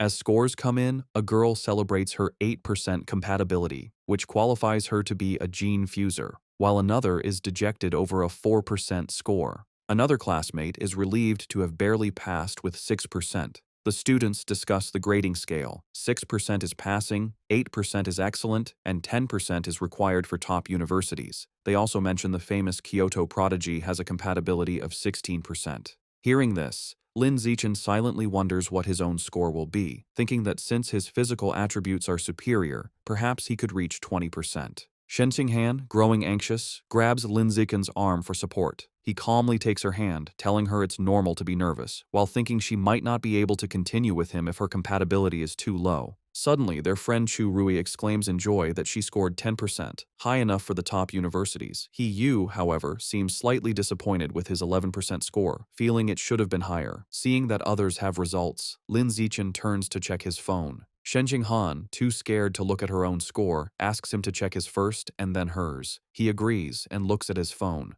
The result is an impressive 15%. Overjoyed, Shen Qinghan immediately throws her arms around Lin Zichen in a celebratory hug, exclaiming that with a score like that, he is surely the top scholar in the province. Despite Shen Qinghan's joy, Lin Zichen is internally disappointed his 15% compatibility is lower than the Kyoto prodigies, leading him to conclude that physical strength isn't the only factor determining aptitude for gene fusion. He then gently tells Shen Qinghan it's her turn to check her results, and she nervously agrees. He tries to reassure her, saying that if someone like him can get a good score, she certainly can too. However, as he brings up her results, his expression turns to shock.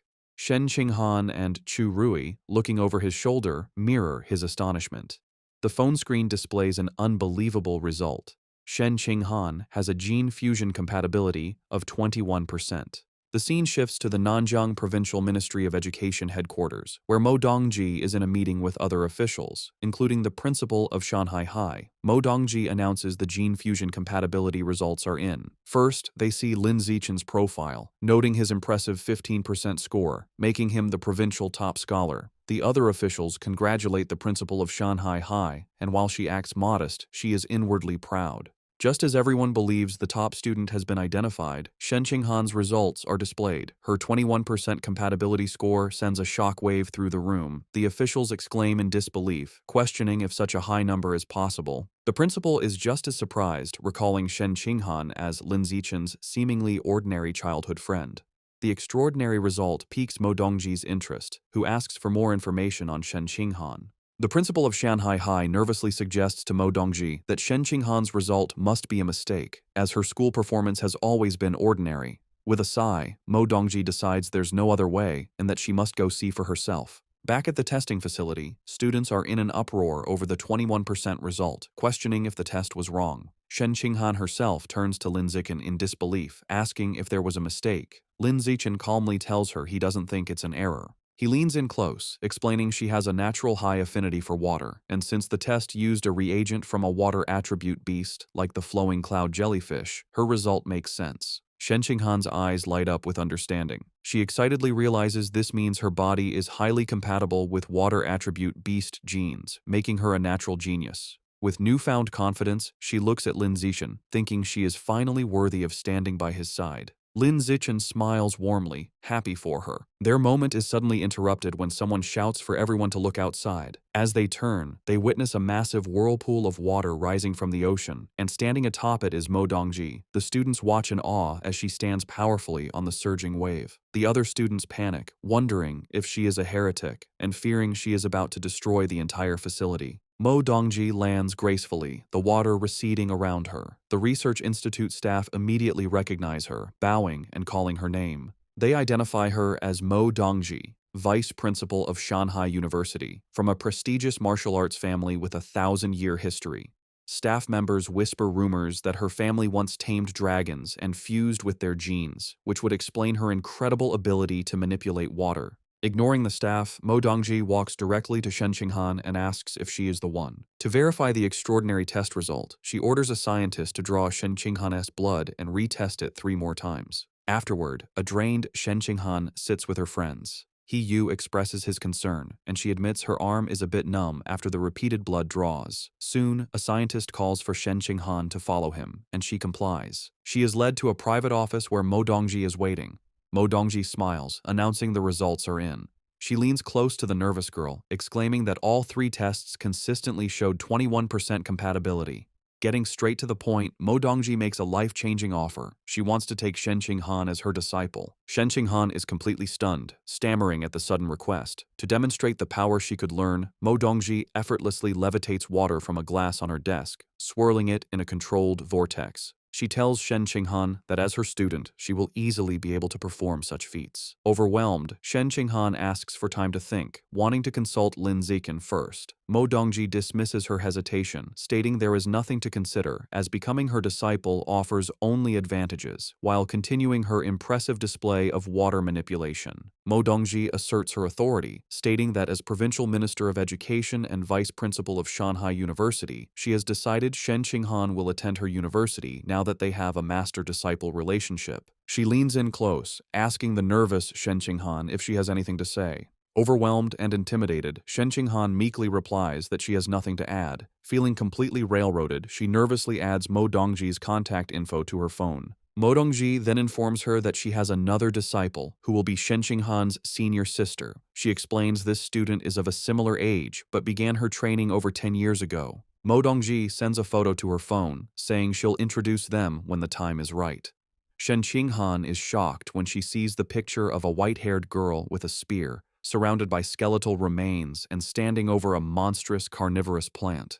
She immediately recognizes her as her old friend, Bai Shui. She asks Mo Dongji for her senior sister's name. Mo Dongji reveals it is Luo Qianshui and asks if Shen Qinghan knows her. Shen Qinghan explains that she had a friend in elementary school named Bai Shui who looked just like her, but she transferred away suddenly. She wonders if they could be the same person. Mo Dongji dismisses the idea as impossible. Still puzzled by Shen Qinghan's score, Mo Dongji tells her that her gene fusion compatibility is beyond anything she has ever seen. She decides to conduct a physical examination to see if there is anything special about her body. As she places a glowing hand on Shen Qinghan's chest, she becomes visibly surprised, muttering that something is strange. A worried Shen Qinghan asks if something is wrong with her body. Mo Dongji explains that, on the contrary, her body is too normal, which is odd for someone with a 21% compatibility score. To protect her from unwanted attention and potential harm from those with malicious intent, Mo Dongji decides to publicly report Shen Qinghan's score as 16%. Shen Qinghan quietly agrees to the arrangement. With their business concluded, Mo Dongji dismisses Shen Qinghan, telling her it is getting late and she can go home. Shen Qinghan nervously says goodbye to her new master and leaves the office. Once alone, Mo Dongji makes a phone call. The man on the other end, her father, tells her the new disciple is extraordinary and destined for greatness, which will bring them unimaginable rewards. He sternly warns her that her student's incredible talent must be kept a secret from everyone. Mo Dongji agrees, telling her father she understands. Later, as Lin Zichen gives Shen Qinghan a ride home on his bicycle, he remarks how strange it is that she so suddenly acquired a master. She agrees the situation feels very abrupt. Lin Zichen decides they should adopt a wait-and-see approach. He tells her if Mo Dongji proves to have no malicious intent, then it is fine to accept her as a master. However, he adds, if she turns out to be a bad person, they will end the relationship once Shen Qinghan is strong enough. Shen Qinghan agrees with his plan as she gets off the bike. As they arrive, their mothers, Zhang Wangxin and Xu Meng, greet them with great excitement. They announce they are all going to a restaurant to celebrate their children's success. They are overjoyed that Shen Qinghan is the provincial top scholar and that she and Lin Zichen can attend the same university together. At the restaurant, both families raise their glasses in a toast, celebrating Shen Qinghan and Lin Zichen for achieving the top 2 scores in the province. After the joyful dinner, the families part ways, wishing each other a safe trip home. That night, under a full moon, there is a knock at Lin Zichen's door. His mother, Zhang Wangxin, opens it to find Shen Qinghan standing there in her pink pajamas, looking flustered. Zhang Wangshan smiles and teasingly asks if she has come to sleep with Lin Zichen again.